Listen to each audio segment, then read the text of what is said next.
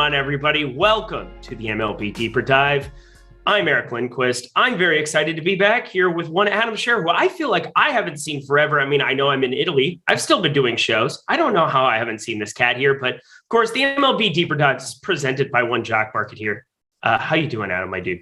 Doing pretty good. Excited to be on a show with you. It's been a long time. It's been a lot of Josh, a little bit of Greg, a lot of Josh. So nice change of pace. You've seen some things. You are no longer the same person that you were before. Yeah, I mean, just completely skipped the show the other day. Said that I misread the schedule. Really just didn't want to see Josh, Wow. First of all, boss move. That's just a straight out power move. So well done by you. Second of all, we like Josh here. It's a nice ripping, but considering I get trashed on more than anybody else, I feel okay giving it out too. So F you, Josh. We're going to continue the show. I've got Adam back on my side. I'm ready to rock. Let's get to it. I just want to talk baseball here because then I am going to crash so hard. I was just on a boat in Italy all day. I know everybody feels really bad for Eric here. So let's just, it is 11:03 p.m. Oh, okay. Yeah. Night, everybody. But because I'm devoted, because I love you guys so much, and because I can't even play MLB DFS, but I'm here to talk it and get you through all the goodies here with Adam Scher, who I know is probably playing some MLB DFS.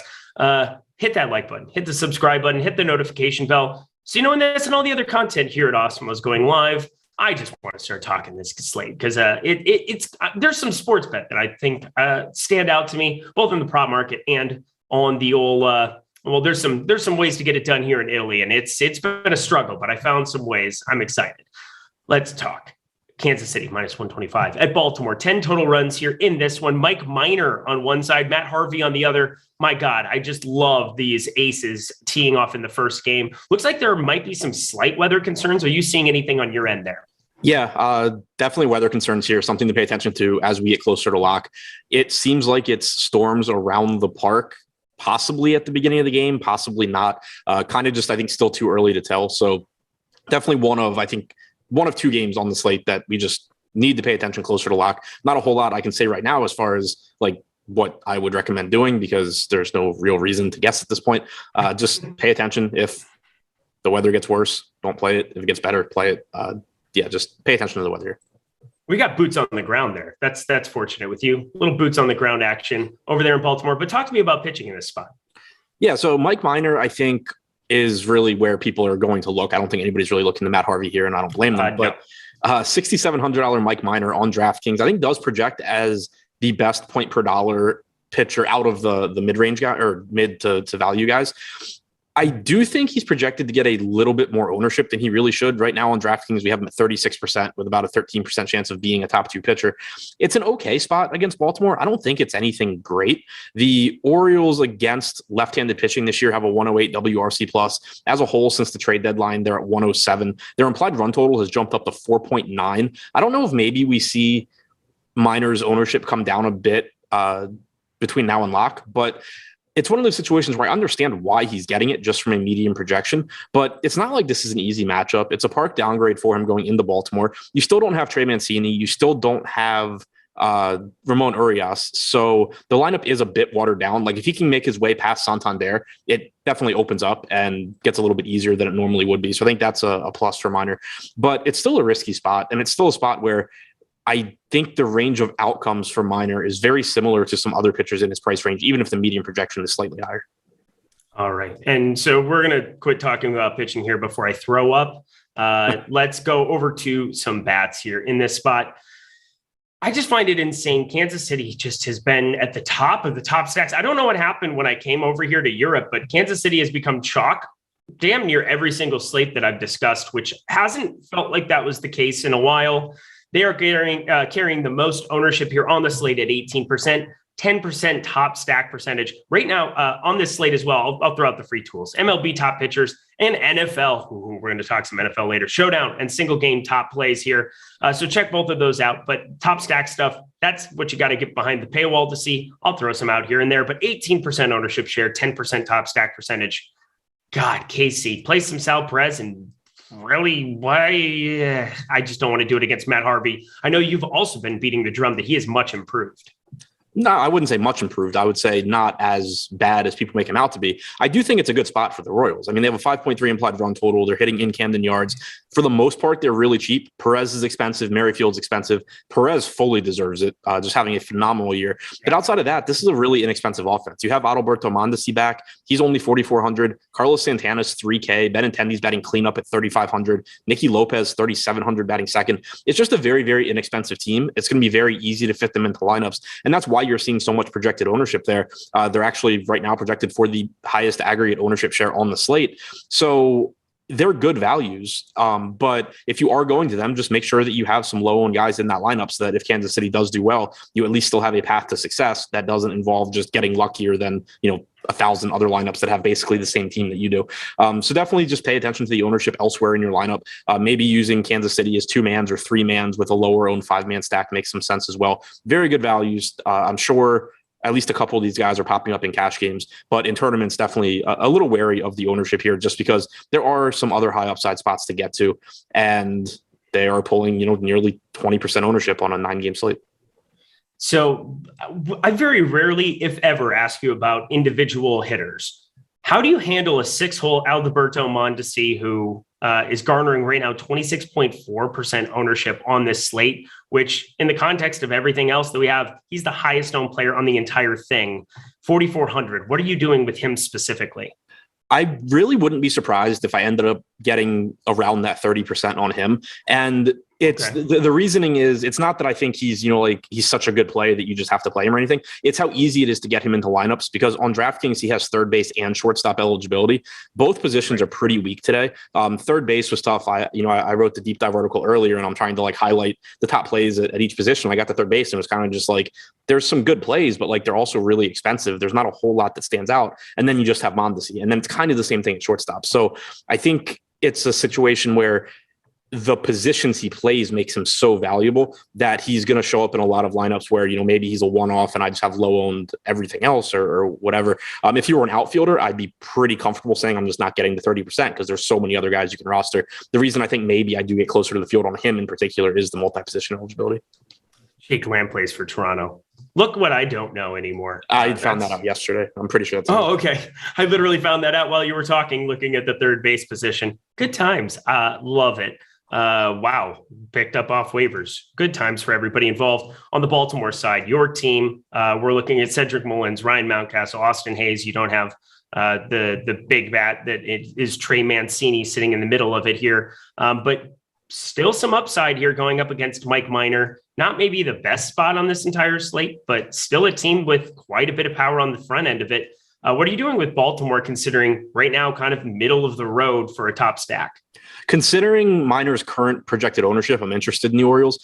As a stack, we have them projected to go a little bit over-owned. And like I said, I don't like this lineup as much as I would if you also had Mancini and Orioles in there. But Mancini being out does give you one slight benefit in that not only does it make the lineup less expensive, but it also makes it so you can stack anyone together. You don't have the overlap between Mountcastle and Mancini that you typically do. But it still weakens the lineup. So if Minor's ownership were to come down, I'm not really that interested in Baltimore because I think the ownership is about where it should be if you're just looking at Baltimore's chances of success. But when you also factor in that right now we're projecting around 1/3 of the field to have Mike Minor in their lineups, and the Orioles are a team with an implied run total that's been bouncing around between 4.5 and 5 all day. It's not like this is one of those super low probability spots, like the Angels against Blake Snell or something like that.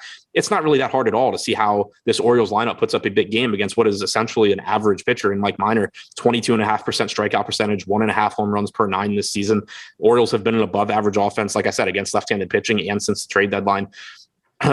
It's a high enough frequency spot where Minor's ownership does make me interested in the Orioles. I'm going to let this Matt Kors bad interview dude just keep going because this is kind of hilarious. It's not even good trolling. It's embarrassing trolling. But my fiance has definitely never let me go to third base. You are 100% correct. I am so ugly that I can't really even look at myself. It's just big, huge L. Yes, Tyler over on the other side of the glass. Producer Tyler, thank you so much for being here. Yeah, what an absolute troll. I am the 100% worst. Anything else from this game for you? No, now I'm just trying to see what else he's had to say about you in chat. It's just, I apparently don't watch baseball, even though legitimately that's probably the thing that I get in trouble for the most is just sitting around studying baseball than watching baseball when I should be doing other stuff. But sure, there we are. We're continuing on with our lives. Loco, he's like, I missed that. No, I'm enjoying it. I'm legitimately, I've kind of like turned into the person who just kind of like enjoys to see the really dumb comments people enjoy saying, especially because I like collecting money and I'm probably collecting it from him. Anyway, Toronto, we've got plus 116 here now. I changed a little bit here. Plus 107 originally. New York Yankees. Oh, and now Eric's gone. So I guess I'm just by myself again. Yankees and Blue Jays looks like is Eric back? Oh, yep, I'm here. Sorry, I got a phone call. Hello, connection unstable for 1 second. And he's gone.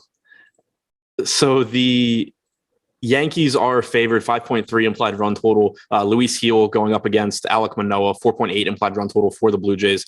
Not a whole lot looking different in this game than we had this morning. It's a spot where both pitchers do certainly have some upside. Luis Gil in the majors so far this year has struck out about 28% of hitters in a limited sample. Alek Manoah comes in with a 26.5% strikeout percentage, but two very good offenses going as well.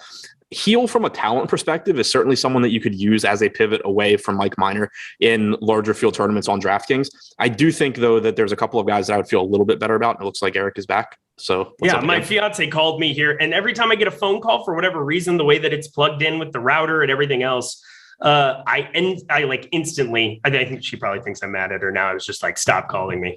Cool. That's a normal European problem to have, right?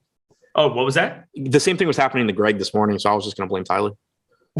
Tyler, stop it. It's always your fault. It's always your fault. It's always your fault. You just got done covering Alek Manoah, correct? No, I didn't. I was just starting to talk about it. Cool. Alek Manoah, Luis Gil. Both of these guys, I like both of them as human beings and as pitchers here. But Gil, 7K, I mean, getting no ownership, I suppose, 1.3%. I mean, as he's... I'm Alek Manoah. I'm definitely, if I were playing today, would have a lot of. Yeah, I think so. I was going to say with Gil, from a talent perspective, like he has strikeout upside the guys like Mike Minor and Vladimir Gutierrez and guys in that price range don't have. But it's also a really tough matchup because not only is Toronto a good offense, they're also really tough to strike out. Where I am interested, though, is the $8,400 Alek Manoah. Right now in the top pitchers tool, we have him with a 16.9% chance of being a top two pitcher, fourth highest on the slate on DraftKings, only 8% ownership. And I get it. It's a dangerous matchup against the Yankees. They have a 5.3 implied run total. They have a lot of power in their lineup, but they also have a lot of strikeouts in their lineup as well. For God knows what reason, they have Brett Gardner leading off. So you do get one very not good hitter getting the most at bats on the team. That's always that's always nice. But it's just one of these spots where Manoah's not getting ownership. And when you look at the pitching on the slate, with the exception of Darvish, there's not really any one pitcher that you can point to and say both they are good. They get a lot of strikeouts. They're a good DFS pitcher, and they have a good matchup that doesn't concern you. Like Frankie Montas getting a lot of ownership at 9K. Given the other options, I get why he's getting that ownership. He's still facing the White Sox. He's still got a relatively difficult matchup. I don't think that somebody like Montas, yes, I think he projects higher than Manoah. I don't think he should be pulling anywhere near 5 times the ownership that Alek Manoah does when you're just thinking in terms of ceiling and what it looks like when this guy is on top of their game and pitches well. Manoah very clearly has a path to success here, even if he's going to have plenty of bad starts mixed in as well. So as long as the ownership stays low on him, I am interested in Alek Manoah. Okay. And that's just what I'm looking at, is that as good as the Yankees can be, and we all know how good the Yankees can be, there are some strikeouts to be had here. It's a feast and famine spot pretty much every single time. I'm going to be invested on both sides of that here. What are we kind of looking at, though, in terms of bats here from the Toronto side? 4.8 total runs in this one, 5.3 for the Yankees. That's such a big total going up against Manoah. That's so crazy to me. But yeah, Corey Dickerson leading off. About time. I'm all right with that here. If there's going to be no Springer, 2.8K, that's kind of a nifty number in Yankee Stadium today. Marcus Semien and Vlad Guerrero Jr. both over 5K there. That whole trio, throwing Bichette in there as well. Alejandro Kirk gives you salary savings at catcher. Looking right now at the top stacks tool, it's close to flat, and we know the kind of upside Toronto has. You got to always be interested in this spot. What are you doing with Toronto on this slate? I'm kind of interested they're pulling as much ownership as they are, because I think it's clearly a high upside spot. Like we still don't have very much of a sample on Heel in the major leagues. He's had success so far, but he's also very clearly been lucky in a lot of spots. The 28% strikeout percentage is good. The 10.9% walk percentage is not. Only a 231 BABIP against. That's going to get worse. 4.7 xFIP is 4.7 points higher than his 0 ERA.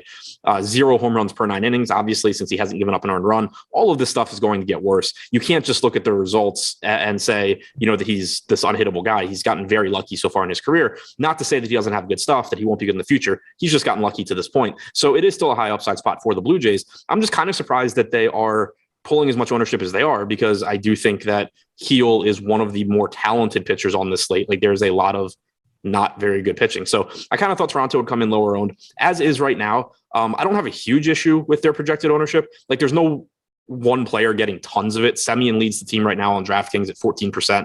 There's 5 guys 10% or higher, 2 more between 9 and 10%, or sorry, 1 more between 9 and 10% in Teoscar Hernandez. So it's a team where they're low enough owned that you can certainly mitigate it with making some, contrarian pivots elsewhere. If you use Alek Manoah, for example, that's going to not only positively correlate with your stack, it's going to lower the total ownership of your lineup, which is nice. So it is a high upside spot. I do like the Jays. I do think they're going a little bit over-owned, a little bit more popular than I think they really should be. Yeah, and Brett Gardner, highest owned player on the Yankees, because why wouldn't he be? 10.7%? Good Lord. Anthony Rizzo, Rougned Odor, and the 8-hole. It's kind of strange how the ownership is getting broken. It's kind of strange how the ownership's getting broken up to really bad hitters like Brett Gardner, and Rougned Odor is probably where he was going to go with that. But the Yankees are just getting less ownership here than Toronto, which is kind of weird to me because they have the higher implied run total here, and they are also the less expensive team. You have Aaron Judge and Giancarlo Stanton north of 5K. Everyone else on the Yankees is $4,500 or less. You have a $2,400 leadoff hitter in Gardner. It's a cheaper team too. So I'm kind of surprised that they aren't pulling more ownership than they are. But the way it looks right now, I do like the Yankees. I said I like Manoah in tournaments because he gives you upside. But the flip side of that is that the Yankees also have a very high ceiling. They are a very strong offense. They have a lot of power. Manoah has given up some home runs this year, 1.13 home runs per 9, 4.28 xFIP. While he is a good pitcher and he's got a high ceiling, he's still a rookie. He still gives you, some inconsistent outings, and this is still a tough spot. You have the Yankees right now with the 7th highest top stack percentage, but everyone is pretty lumped together today. So 6% chance of being the top stack, about 5.5% ownership for the Yankees. I think if that holds, I would rather get to the Yankee side here than the Toronto side. But again, it's not that I think the Yankees matchup is significantly better than Toronto's. I think that they're pretty similar. It's just that there's a lot less ownership going to the Blue Jays. If that ownership were to change, I would pretty quickly change sides as well. So this is just a game where I think that, with the exception of Toronto, there's a lot of upside pretty much everywhere, and there's not really ownership going to anything except Toronto. Not to say that they don't have upside, but there is also at least ownership going there. So I like the bats here in tournaments, more so the Yankees than the Blue Jays given current ownership. I like Manoah at about 9% ownership in tournaments as well. I think he works as a pivot away from Frankie Montas that still gives you a high ceiling. So moving on to the Rays and the Red Sox in Boston. This game's a pick'em. Both teams with about a 4.8 implied run total. Nathan Eovaldi going up against Shane McClanahan, 2 of the better pitchers on the slate, facing 2 really dangerous offenses as well. So this is another situation where you have 2 pitchers that are very, very risky. You're not going to feel confident going to them because they're going to fail a pretty high percentage of the time, and they're not cheap. You have McClanahan at 9,700 on DraftKings. You have Eovaldi at 9,500 on DraftKings, but they're pulling a combined 4% ownership on DraftKings. 1% going to McClanahan, 3% going to Eovaldi. They're both better than that on a slate where, again, you just don't really have, with the exception of Darvish, you don't really have any other pitchers that are both really good and facing a bad offense. So I don't mind getting to low-owned, just talented pitchers when you have McClanahan with a 28% strikeout percentage and a 3.19 xFIP this year. You have Eovaldi with about a 25% strikeout percentage, 3.52 xFIP, goes deep into games, only a 4.3% walk percentage. Very dangerous for both pitchers, but I do think, especially if you're playing, more than like 3 lineups or something, starting to get to these guys as pivots away from the massive ownership going to Montas and Darvish is one way you can go, especially if you're looking to get to those bats like Toronto that are popular, like Kansas City. We haven't talked about the Braves, but they're in a really good spot as well. If you're looking to get to some of those more popular bats, I think these pitchers are one way you can get it done without really sacrificing your upside, because they don't project quite as well, but they still give you a really high ceiling. And welcome back, Eric. Welcome back to me. Okay, this has not happened all week, and of course, this will be the last time we even have to worry about it, other than the Thursday night show. So I thank God to that. We will be all set. Tyler, how you doing, my guy? Yay! He's so happy with me. It's perfect. All right, we're going back into it, of course, without skipping a beat. You just covered the rest of the Yankee game. We're all done with that, correct? Yeah, done with the Yankees. Kind of saying the same exact thing about the Red Sox game now. Yeah, it's probably a good idea to say such things. We're going over there. Shane McClanahan on that side, Red Sox. Nathan Eovaldi on the other. Winds blowing out 12 miles per hour. It looks like 80% humidity, but still coolish, 73 degrees. We're starting to get into September baseball. It always kind of changes it up a tiny bit. Some places like Atlanta, you're going to get a little bit more heat. You have other places on the East Coast starts to cool down a little bit, but still going to be a decent enough spot here. What are you doing with pitching in this one? Did you kind of cover all of that?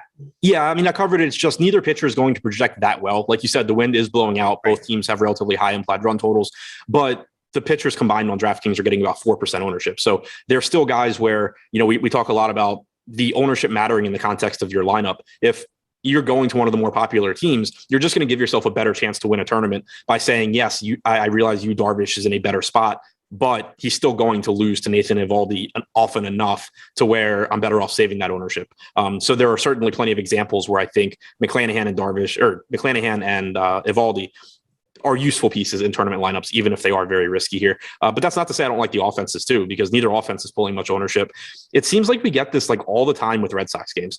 We get it where like it's two pretty good starting pitchers going, but it's also two good offenses. And so it ends up being like nobody wants to roster the pitching. Nobody wants to roster the bats. We saw it the other night with Eduardo Rodriguez. Unfortunately, I said that I liked going to Tampa. Once I finished everything, my spreadsheet liked going to Rodriguez instead. The Rays threw up 12 runs at like 1% aggregate ownership. Mm-hmm. But same kind of thing. The Rays, got 1 to 2% ownership. Erod was 3% owned. You had one of the highest upside pitchers. You had one of the highest upside offenses. And nobody wanted either one, because when you look at median projections, it kind of just says, oh, well, they're both going to be okay because they're both in really tough spots. But when you actually think about how the game's going to play out, yeah, there's going to be some 3-2, 4-3 games where nobody does well. But there's going to be a lot of games where the pitcher shuts down the very good offense, or the offense just lights up the good pitcher. And when you talk about a team like Tampa Bay or Boston, when those teams do well, they have so much power in their lineup. It's not typically, they put together 10 singles and a couple of doubles and they scored 6 runs. It's, they hit 6 home runs and 5 doubles or something like that. Like, for example, the Rodriguez game, you got double dongs from Mike Zunino and Nelson Cruz that night. That's just kind of the upside that both of these teams give you. So at low ownership right now, we have Tampa Bay with a 9% chance of being the top stack on the slate, only about 7% ownership, about a 5% chance of being the top stack for Boston, about 5% ownership. So not a ton of ownership going here, tons of respect for both pitchers. But again, just don't sleep on how good these offenses are if they get going. Absolutely. And that's kind of the thing when you're looking at the top stacks tool, kind of keeping the perspective of the entire slate and how certain teams are kind of fitting in salary wise with the pitchers people want to go to. Obviously, we will be talking to one pitcher specifically that is just crazy to be looking at his ownership here today. But favorite bat from the Tampa Bay side? Positions considered, I think I would. It's either Lau or Franco. Yeah, the answer is Lau. Correct. Boston. Yeah. From the Boston side, I think it's Renfroe at 46. It's Renfroe at 4,600. But I will say Bobby Dahlbeck hitting 5th with third base and first base eligibility, particularly that third base eligibility. Like I said, I think is really valuable tonight. Yeah, it's huge. And 3,400 for a dude with that much power. We all understand he has a ton of power. He'll also, do the whole strikeout thing with his 34.5% K percentage for the season. But let's talk for one quick second as we move down the board. We're 33% of the way done with this show here, but Awesemo Fantasy Football Draft Kit. Oh man, we have 100% of fantasy football left to go here. DFS slates, all of it. I know a lot of you are drafting your teams right now. We've got a bunch of things that are out there for you to check out immediately. And I know that you have a lot of other services and places you can go to get your information, but the Awesemo Fantasy Football Draft Kit for season long and for best ball stuff is as good as it gets. I'm going to try to see. I don't think I can get in any more best balls here at this point now that I'm in Italy, but oh man, it was a good run to be able to get all of that in. I know a lot of you are going to be cramming that as well. go check out this football kit with the Draft Wingman, best ball ranking, stacking guide, everything you need, trade value chart as well. $35 credit right now for Underdog and FPPC league or FFPC leagues. When you check that out here now, you can get the package for 33% off when you use promo code WR at the checkout, making it only $10, actually $9.95 for everything we have to offer for that product. Just click the link in the description of this video, activate that, and get to work. Best of luck for everybody too, and all of your season-long stuff. I know it's been a long time since we had football. You looking forward to week 1? Have you looked at it, Adam? I have not looked at it, but yes, I am looking forward to it. That's a very generic, polite answer. Well done by you. I don't look at football until like Sunday.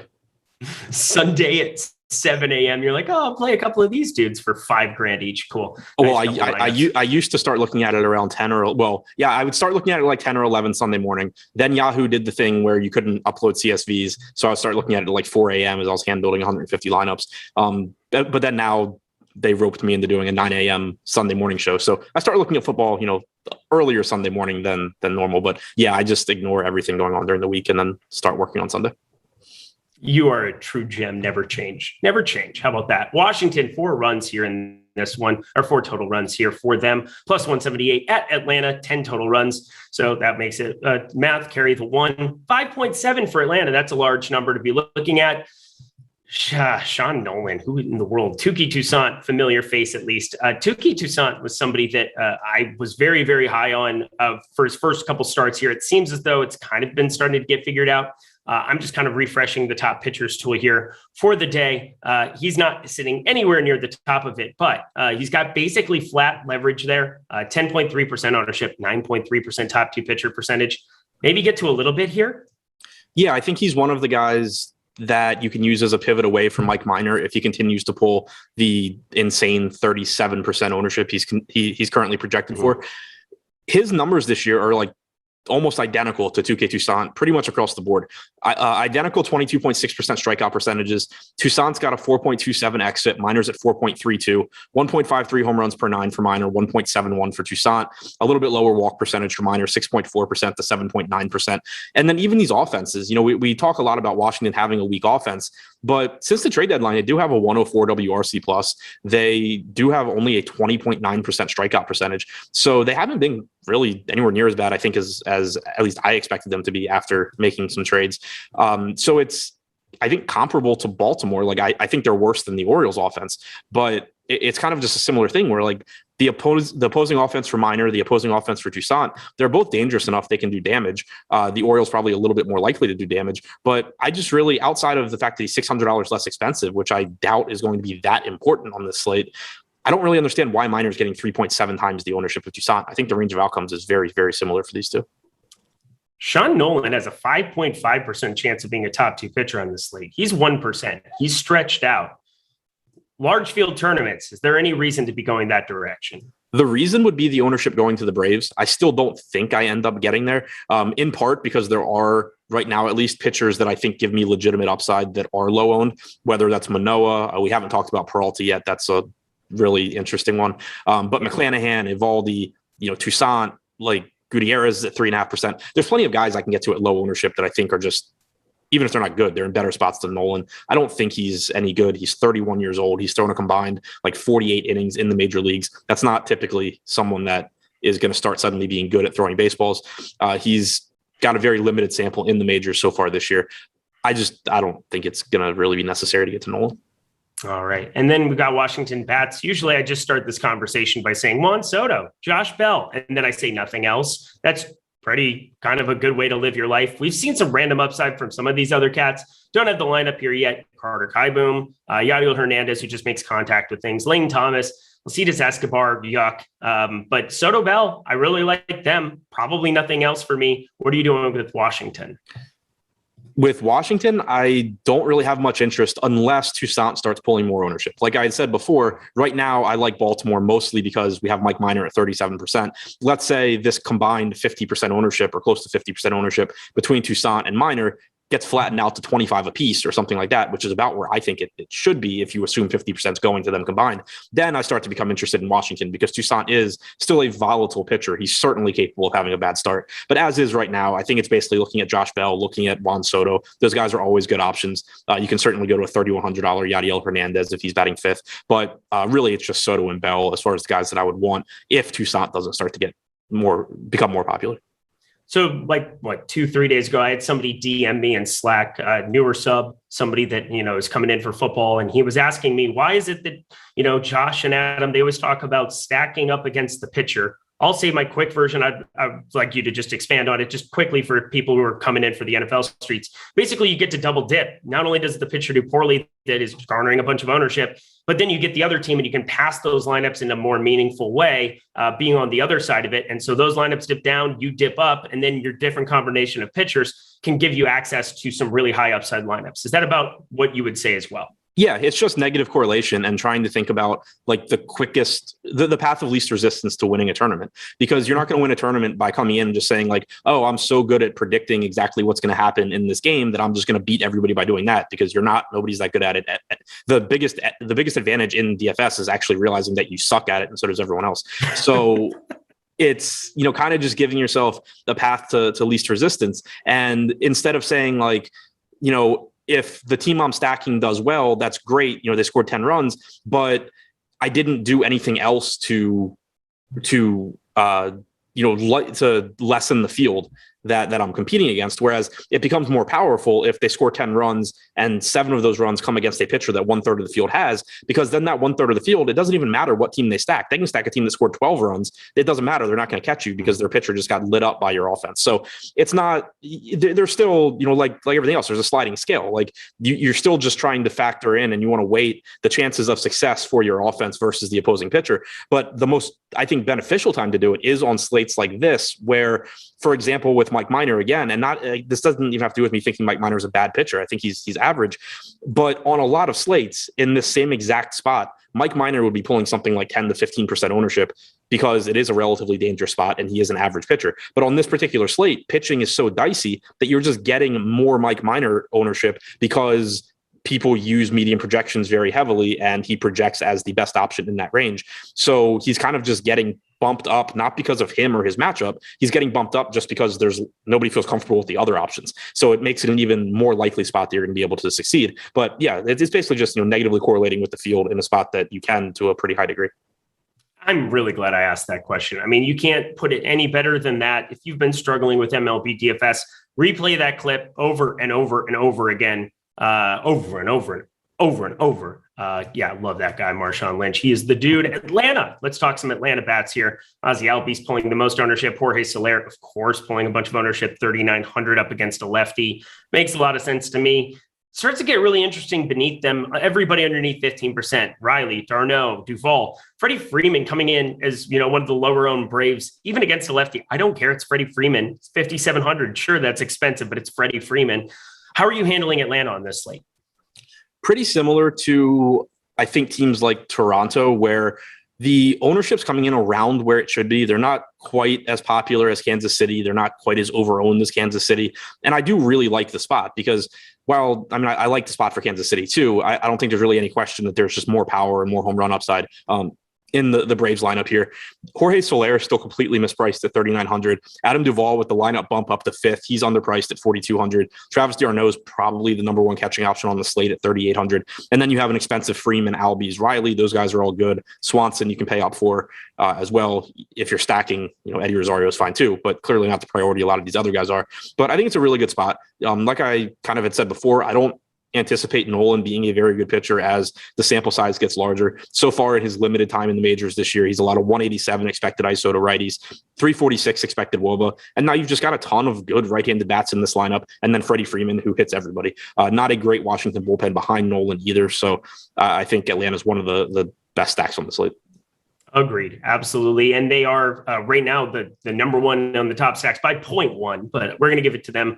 Would much rather go to Atlanta than Kansas City. Anything else from this game for you? Nope.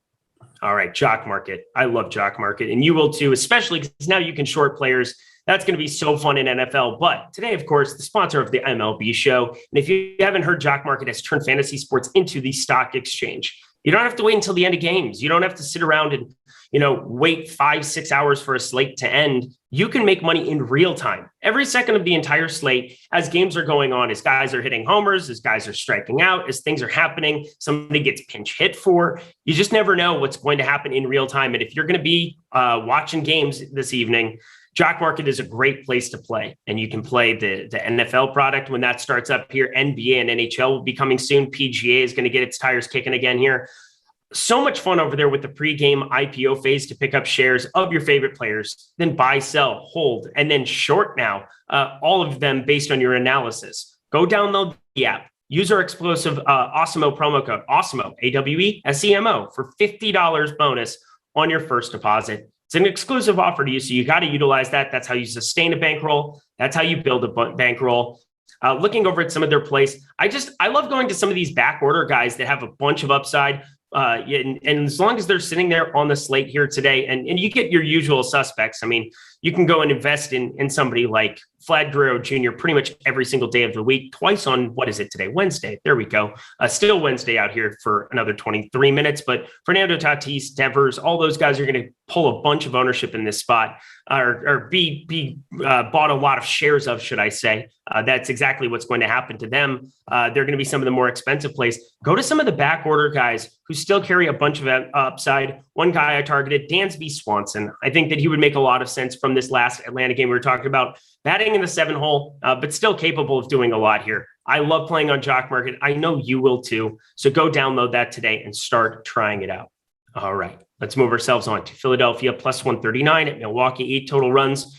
You said you wanted to talk about an interesting spot here for Freddie Peralta, and surely enough, it is a very interesting spot. He's 10-2. He is very expensive compared to the rest of the pitchers on the slate, 500 more than McClanahan, 700 more than Eovaldi, both of which were getting no ownership. But Freddie Peralta, 4.2% ownership for a cat that this kind of an arm. Of course, he's just back. How are we handling him on the slate? So buckle up. I just threw you. Yeah. Just good luck answering this one. I have no idea what to expect from this guy.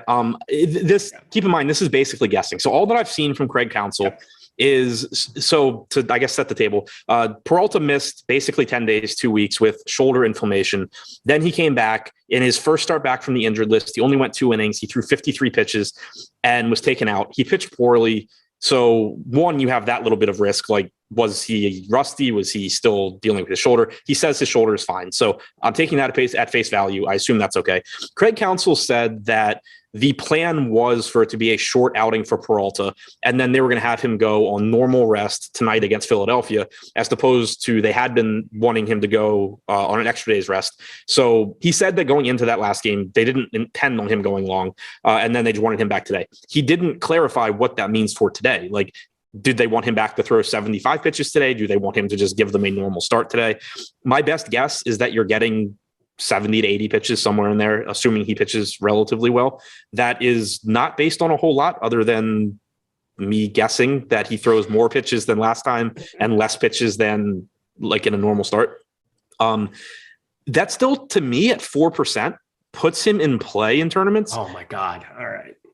Buckle up. Because of the other options. Like, I don't want to sacrifice too much to pay $10,200 for a guy with these question marks. So I don't think I would get crazy amounts, but there is some non-zero chance that I'm just wrong. And they're just like, oh yeah, no, he's giving us a full start tonight. In which case, like, holy shit, he's on their own.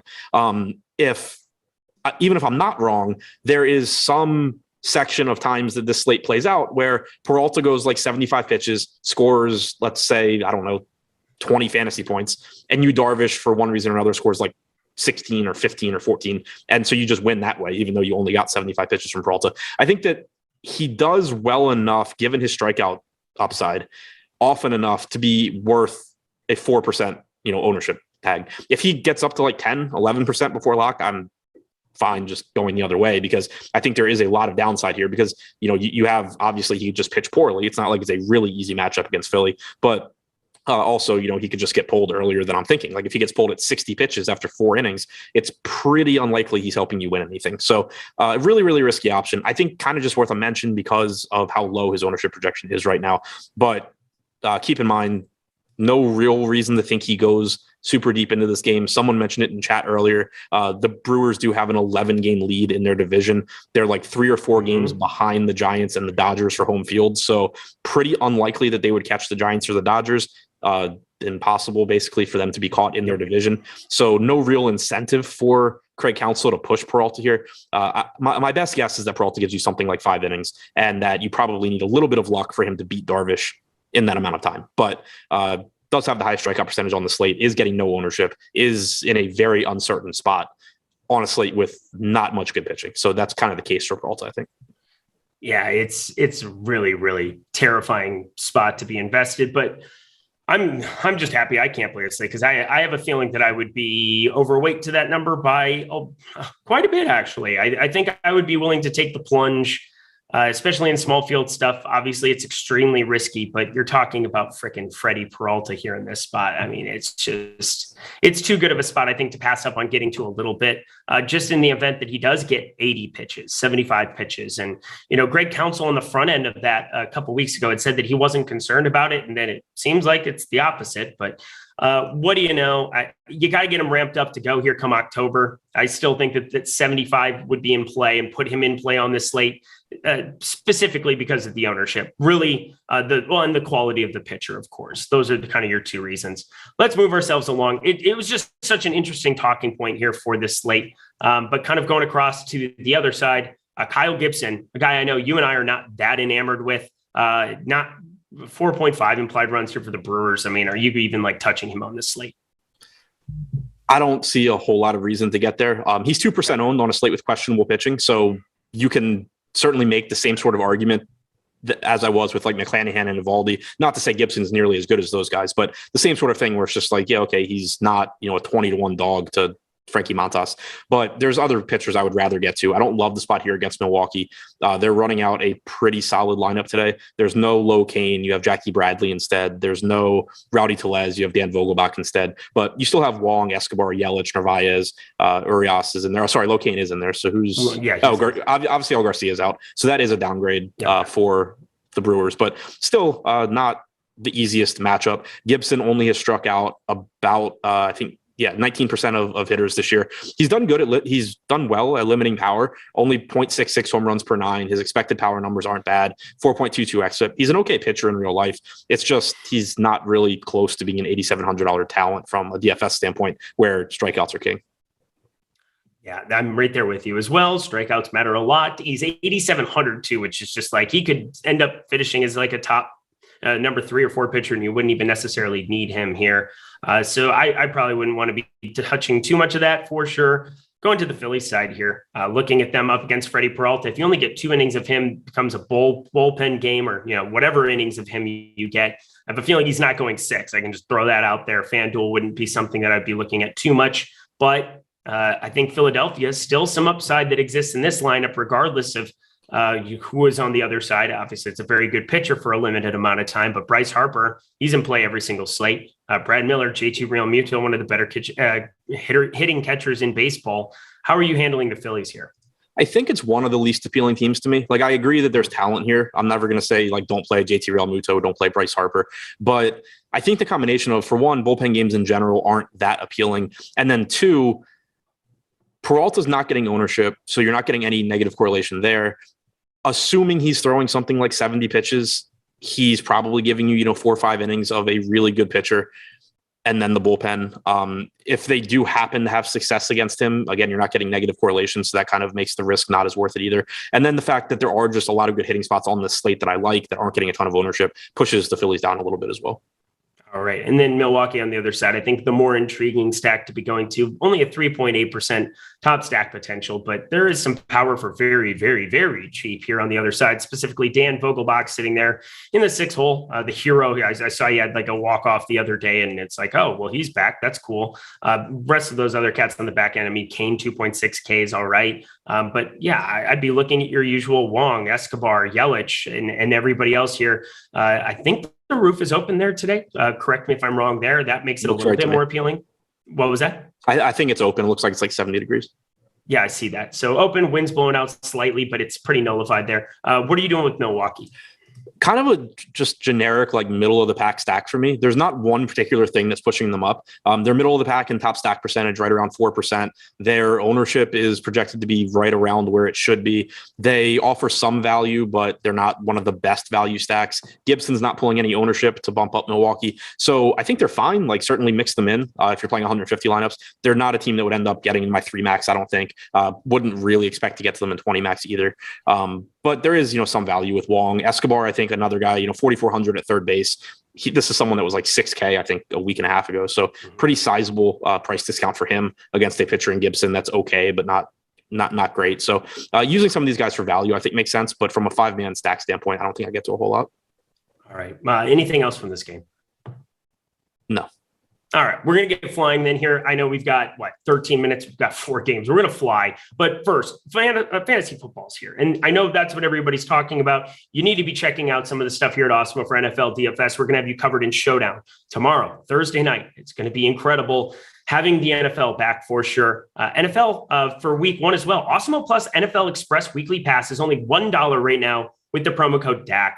Our Express Pass is the best way, period, anywhere in the industry to get ownership, to get player rankings, to get our expert Slack chat, talking football around the clock. It's about to get crazy in there. You want to be behind the paywall to check it out. And new to this year for the package is our season-long fantasy football coverage, as well as projected ownership and optimal lineup probabilities for tiers contests, which are pretty underutilized. Sharks don't generally play them as much. You need to probably try those out as well. I think it's a really nice way to get some skin in the game and avoid some of the top players because they just tend not to play those slates, but we're going to cover them for sure. So that's promo code DAC to access our highest value NFL Express Weekly Pass for only $1. It's valid all the way up until Monday, but you're going to want to jump in before then because Sunday it's going to get rocking. All right, Cincinnati. -115 at Chicago, 9 total runs here. And this one looks like a pretty nifty total. These two teams feel like they've played forever here as well. I feel like I've been trying to chase the Mike Moustakas anything even before I couldn't play DFS. So yay, I don't have to play him today. That's exciting. Vlad Gutierrez, Alec Mills, pitching is so gross here. Yeah, pretty gross. I do think Gutierrez is one of the guys that you can use to get away from Mike Minor, though. He's not good at all. Don't think I'm saying that. He's got like an 18% strikeout percentage this season. He's got an xFIP over 5. He's allowed 1.5 home runs per 9 innings. He is not good. And he could certainly get lit up here. But the Cubs do lead the league in strikeout percentage since the trade deadline when they traded everyone away. It's not particularly close. They have like a 3-point lead. Their offense hasn't been bad. 99 WRC plus, about league average, 184 ISO. So again, they could just light up Gutierrez and it wouldn't be surprising. Like this, they haven't been bad in terms of production, but they do strike out a ton. And so again, I think when you're just thinking in terms of what does it look like when Vladimir Gutierrez has a good game here, I think it looks very good relative to Mike Minor. Like even though he's not as good a pitcher, he still is close enough where the ceiling is very comparable. So at that ownership discount, he's one guy that you can use, whether it's, obviously we'll talk about this in a minute, but if you're using Darvish and want some ownership discount, like going Darvish Minor isn't going to be the best combination in tournaments, most likely, given their ownership. Same with Darvish Montas. If you wanted a low owned pitcher, Gutierrez is one way you can do it. If you have one of the more popular stacks, Gutierrez is one way you can do it. On the other side, not interested in Mills here. I think he is the better real life pitcher, probably in terms of run prevention. 3.96 xFIP this year, less than 1 home run per 9 innings, but only 17% strikeout percentage. And I think a much more difficult matchup against this Reds team that is just pretty dangerous. Yep, very dangerous. And, wasn't Max Schrock supposed to be good at baseball? I have no idea. He was supposed to, I thought. But anyway, he's 2,100. He's batting 8th here for them today from the left side. I'm just looking at all the lefties here and looking at some of these splits, and I don't really care. I mean, Alec Mills in Wrigley Field, I mean, this is just going to be fine by me getting to a couple of these bats. What are you kind of doing with Cincinnati in this spot? Nick Castellanos pulling virtually no ownership. That's pretty interesting too. Yeah, I mean, pretty neutral spot overall. We have them with a 7% chance of being the top stack, 7% aggregate ownership. Mills this year has allowed a 165 expected ISO to lefties, 116 to righties. So he's not someone that I love picking on, but he doesn't miss bats either. So when you have a lineup that has as much power as the Reds do, I think that they're still, pretty appealing in a spot like this. One other thing to pay attention to is that So Tyler Naquin's actually the only hitter on this team really pulling ownership. He's at 17% on DraftKings. Nobody else is above Joey Votto's 8%. So definitely one of those teams where that aggregate ownership's a little bit misleading. You can stack them without Naquin and just have a low owned stack. You can include Naquin and everyone else is still going to be relatively low owned for you. So I do like the Reds here. I think that they are like a top 5-ish stack for me today. Top 5-ish. That's the analysis we're going for here. Chicago Cubs, 5.4% ownership share. I'm just calling you out. It feels good. I could see getting to the Reds in three max. They would probably be the third one for me, like the way things look right now. I think they are a good play. Yeah, they're a good play. And the Cubbies are probably not even against Vladimir Gutierrez, but I think there's some individual hitters. We got Wilson Gutierrez in there batting fourth. That's good to see. You'll love to see it. Always makes that lineup a lot better having him back in the fray the last couple games. Ortega, Wisdom, of course. I guess he's batting fifth now, so a little bit of a lineup decrease. And he's been really, really bad of late. I don't care. There's a ton of power there. I'm happy to take those shots. And I guess Frank Schwindel has been Jesus Christ reincarnated as a Cub, so that's fun. What are you doing with the Cubbies? Yeah, and there's not a ton of ownership getting here either. Like if you look at the top stack tool, they're a little bit overowned, like 3.5% chance of being top stack, the 5% aggregate ownership. But Contreras, the highest owned hitter at 9%, then Wisdom. But like Frank Schwindel at 5.7%, Ian Happ at 5.4 at 3,900, Ortega's 7%. It's still a low enough owned team where you're going to be able to, you're not going to have to do a whole lot else to sort of, lower ownership in your lineup. There's not going to be that much ownership here. Gutierrez, like I said, is really bad. The Cubs do have power. If I'm only going to one of these teams, I would lean Cincinnati, but I do think that the Cubs are a fine stack here. Favorite Cincinnati one-off? I mean, it's kind of got to be Tyler Naquin at 2,900.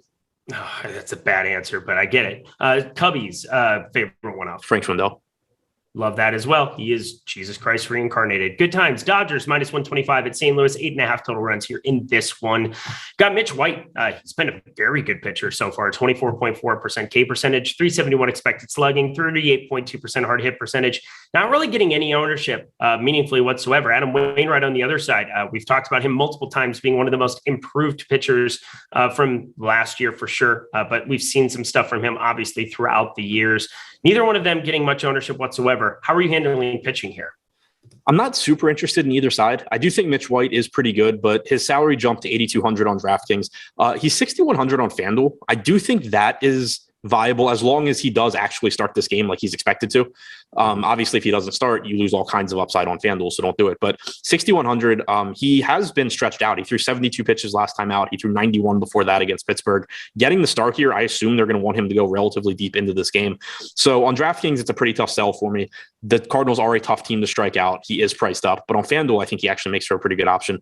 Wainwright on the other side, his salary's dropped a lot, and that's something that does put him in play, even in a tough matchup against the Dodgers. But the ownership is there too. Right now, even projected for about 12% ownership. I hate the matchup. I'd be interested for the same reasons I'm interested in guys like Eovaldi and McClanahan if Wainwright weren't getting ownership. But at 12%, I think it's a pretty tough sell just given how good the Dodgers are. Yeah, and not only that, but you get Albert Pujols in the lineup, and you can say whatever you want about Albert Pujols, but 15.3% K percentage this season, best on the team. That becomes one bat that, maybe not as much upside as getting a Muncy in there, but it's definitely not an improved strikeout spot. Oh, they're both in there. Yeah. So, 20% K percentage. I'm just saying having him play first base and, anywhere in this ballpark, obviously he was always going to play first base in a St. Louis series. That's just, that was a foregone conclusion, but having Muncy in there as well. Yeah. 20% K percentage, but just having alongside Pujols as opposed to having a back end, nobody that can, whoever that eighth hitter is that they have out there. But it's just a fantastic lineup in avoiding strikeouts. Wainwright, probably not my favorite spot to go. Dodgers, though, nobody in this entire game, if you look on both sides of this team, Tyler O'Neill's the highest known bat in the entire game at 5.4% on DK today. I mean, can you stack up both these teams just because of ownership? Yeah, Dodgers in particular. Wainwright's getting a little bit of ownership, so that helps. But then the Dodgers are just one of the most talented offenses on the slate. And yes, I realize Wainwright's having a good year, but he's only striking out 22.5% of hitters. You're going to let these guys put the ball in play, and there's just so much power on this team. They're not that expensive. Mookie Betts, the most expensive DraftKings hitter in the lineup at 5,200. This is a team where not that long ago you were getting them, 5,800, 5,900, 6K. Trey Turner, takes the second base position for you. That's useful. Seager takes the shortstop position. You have Will Smith as a good catcher option. I like the Dodgers here. We have them with the sixth highest top stack percentage at 6.5%, only about 2% aggregate ownership. I absolutely love the Dodgers. Cardinals on the other side, they're fine. But I do think Mitch White is pretty good. And more importantly, it's just that I don't think the Cardinals offense is nearly as good as a team like the Dodgers, and you're getting similar ownership. We see that game exactly the same. So that's good stuff. Oh boy, let's talk about him. Yu Darvish on the mound here for the Padres, minus 270 favorites. Los Angeles on the other side. It's not going to be fun times for them. I got to think this is just one of the higher ownership spots that I have seen on an entire slate. Main slate for sure. 63.4% ownership for Yu Darvish coming in on DK right now. 33% top two pitcher percentage. It's the highest top two pitcher percentage. So at least there's that. But I guess 35.4% now in our last run. 66.9% ownership. Good Lord. What are you doing with Darvish here? Certainly not a must play at that ownership, just because the reward for playing him starts to diminish pretty quickly. I will say I'm still interested here. For one, if you look at the top two, at the top pitcher tool, we have Darvish at the top at 35%. You have Frankie Montas at 20% second. That and Montas pulling 41% ownership, Darvish pulling 66. If you compare those two, that actually suggests that Darvish is under-owned compared to Montas. So that's one thing that points me toward Darvish a little bit. Since we're running short on time, I'm not going to go through all of it, but the deep dive article is free on the site. I dug into a lot of Darvish's recent numbers in there. So anyone that's interested, go look it up. But long story short, he's pitched really poorly lately. He's given up at least 4 earned runs in 7 of his last 10 starts. His xFIP is good. His strikeout percentage is good. His walk percentage is good. His velo is fine. His zone percentage is good compared to a season average. His swinging strike percentage hasn't really changed. His zone percentage hasn't really changed. His chase percentage hasn't really changed. His BABIP is like 50 points higher than his career average. His home run per fly ball rate is like 8 points higher than his career average. Everything that I'm seeing just points to he has gotten really unlucky over the last 10 starts or so.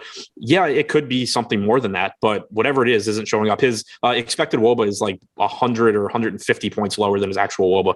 Whatever it is isn't showing up in like any of the data we have available. It could be a command thing. That is something that is a lot more difficult to pick up. Like if he's throwing the same percentage of pitches in the strike zone, he's just hitting the middle of the zone way more often.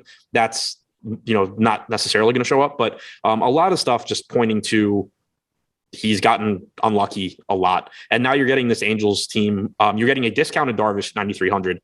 You're getting this Angels team that doesn't have Shohei Ohtani, does have a pitcher in his place, has plenty of strikeouts in this lineup. You have Joe Adell, you have Brandon Marsh. They both K around 30%. If you're of the mindset that Darvish is anything close to what he has been overall this season, 29% strikeout percentage, 3.68 xFIP, he is just far and away, hands down, the number one pitcher tonight. So again, at close to 70% ownership, you clearly can just play someone else and hope that he gets unlucky again. But I really don't mind using him and then just, like I said, taking some stands on these other really low-owned pitchers, getting some low-owned stacks, because I do think I'm not too concerned about his recent performances. And I do think this is very, very clearly the number one pitcher on the slate.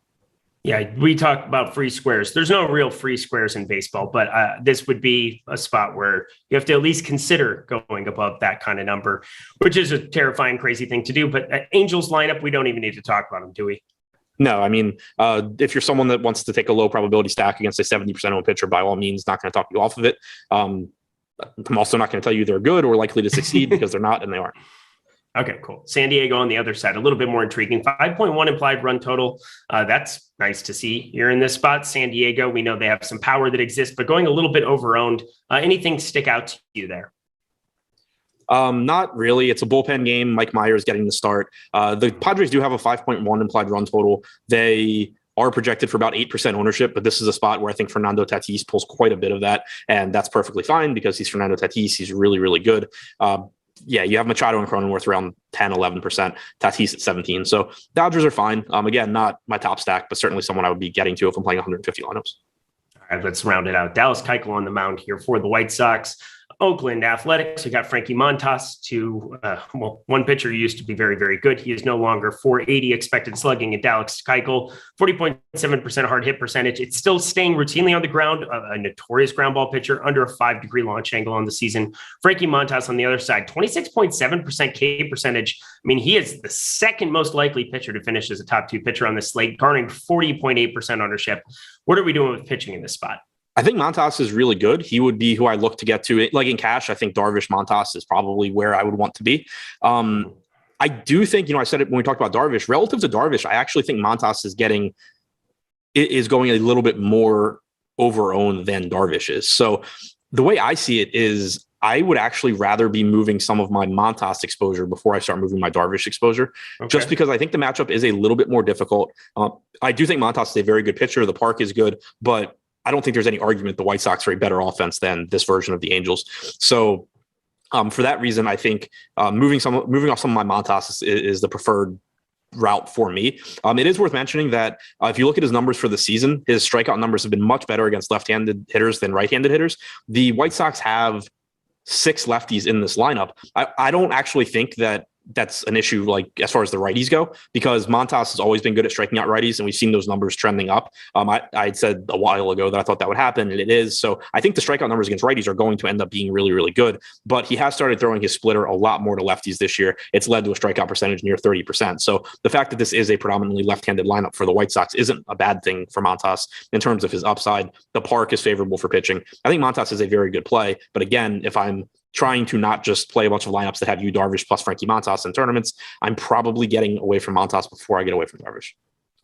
All right. And leverage to be had with bull stacks here in this spot. Oakland, 3 leverage right now. The second best on the entire slate in terms of leverage percentage. 4.7% top stack potential, only 1.7% ownership share. They have guys who are fast. They have guys with power. Dallas Keuchel gives up power, maybe not always on the ground, but there's a lot of ways to accumulate fantasy points in a stack. Oakland, do you have some interest there? I do have interest in Oakland. I hate the park. I think that there's a high likelihood if you stack Oakland, you end up being really mad because Keuchel gives up like 5 420-foot fly balls to the base of the wall. So true. But, it's a pitcher in Keuchel that doesn't miss a lot of bats. He has like a 12.5% strikeout percentage against righties. He's allowing home runs this year. He's allowed an expected ISO just north of 200 to right-handed hitters. And then now you've got a team that has 8 right-handed bats, most of them with tons and tons of power. And then Matt Olson, who just hits everybody. So not much ownership going to Oakland. The park isn't good.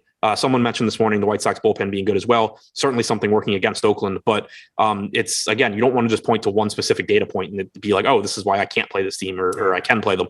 Everything, when we think about everything together and how much upside is just in this offense, getting 1% ownership against a below average starter in Dallas Keuchel, I like the A's. The White Sox, much, much lower probability, I think, just because Montas is good. But Oakland's bullpen has struggled recently, so there's that. More importantly, Montas getting 40% ownership. I think, we were kind of talking in chat. Someone asked if we could leverage stack against Yu Darvish. At 70% ownership, sure, it's very unlikely to work.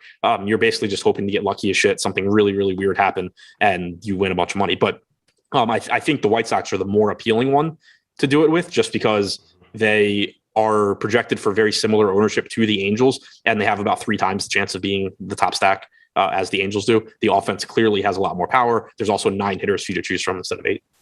I love the point that somebody brought up that the White Sox have a great bullpen. I'm just going to finish with this thought because I'm wondering what you think about it. But they have a great bullpen if they are leading, because then it becomes Kopech, it becomes Hendricks, it becomes who's finishing Craig Kimbrell, obviously. Yeah, Kimbrell, Hendricks, Kopech. Yeah, but that's if they're up by a couple. If you're getting a stack that's really going to go off, they're usually going to go off before the 7th inning anyway, and you're going to need that to have them be a GPP winner. What do you think about that? Yeah, it's kind of like I feel better about a team I'm stacking if they're facing a bad bullpen, like against the Orioles. It's always like, oh, cool. Like if they get to the starter, they're probably not going to get shut down by the next guy. But it gets to a point where it's just kind of feels like you're like overthinking it, because if my team throws up like 5 or 6 runs against the starter, gets him out of there in the 3rd or 4th inning, like you said, you're not getting to the back end bullpen guys at that point. You're getting guys who they're probably still difficult to hit. That's why we don't like bullpen games in general, but you're getting to whatever the weakest version of the arms in that bullpen is. I don't want to just start playing the game where it's like, oh, well, this team scored 5 runs in 4 innings, but they're going to do so poorly against whatever guy comes in next that I still don't want to play them. Like, if you're stacking a team, you're just assuming they light up the starter and then hopefully do well against the bullpen. It gets like too specific for me to want to dig too far into that. Like, if I'm stacking a team, they're doing well, and I know that the other team has a bad bullpen, yeah, I feel better about how the rest of my night's going to go. But it's a little too far down the rabbit hole for me. All right. Well, we went a little bit over. Thank you so much to Greg and Terry. Coming up next here on the Live Before Lock show for letting us go. Any final thoughts on the way out here, Adam? I think Greg just summed it up for me in chat. I'm not in chat right now, just at the expense of making sure my internet stays clear. No. I'm going to go back and look. Hopefully he wasn't being a trash human being to me, but whatever. I know it's my fault. No, I love you guys so much. He said, Eric, your show ended 6 minutes ago. You're wasting Adam's time. And with that, I hope you all have a blessed, splendid evening. Go win all the money. He's Adam Scher. He's the man. I'm Eric Lindquist. I'm just a man here in Italy. I'm going to get out of here. We'll catch you later.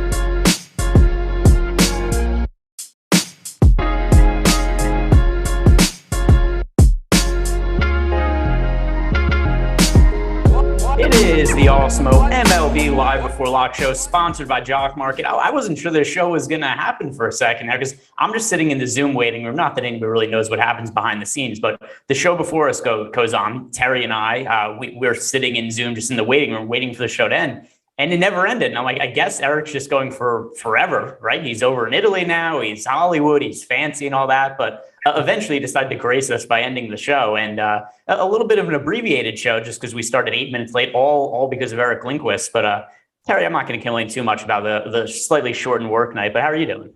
I'm doing pretty well, man. Yeah, I was just, I was imagining I didn't have the show up, but I was listening to those guys while I was doing some other stuff, and just imagining Eric with, like a little beret on, sitting out on a patio somewhere, long cigar, smoking and just taking his time, nice casual European attitude toward the show. But it was nice of him at least to thank us at the end for something we had nothing to do with, allowing them to go overtime. But I thought that was at least polite.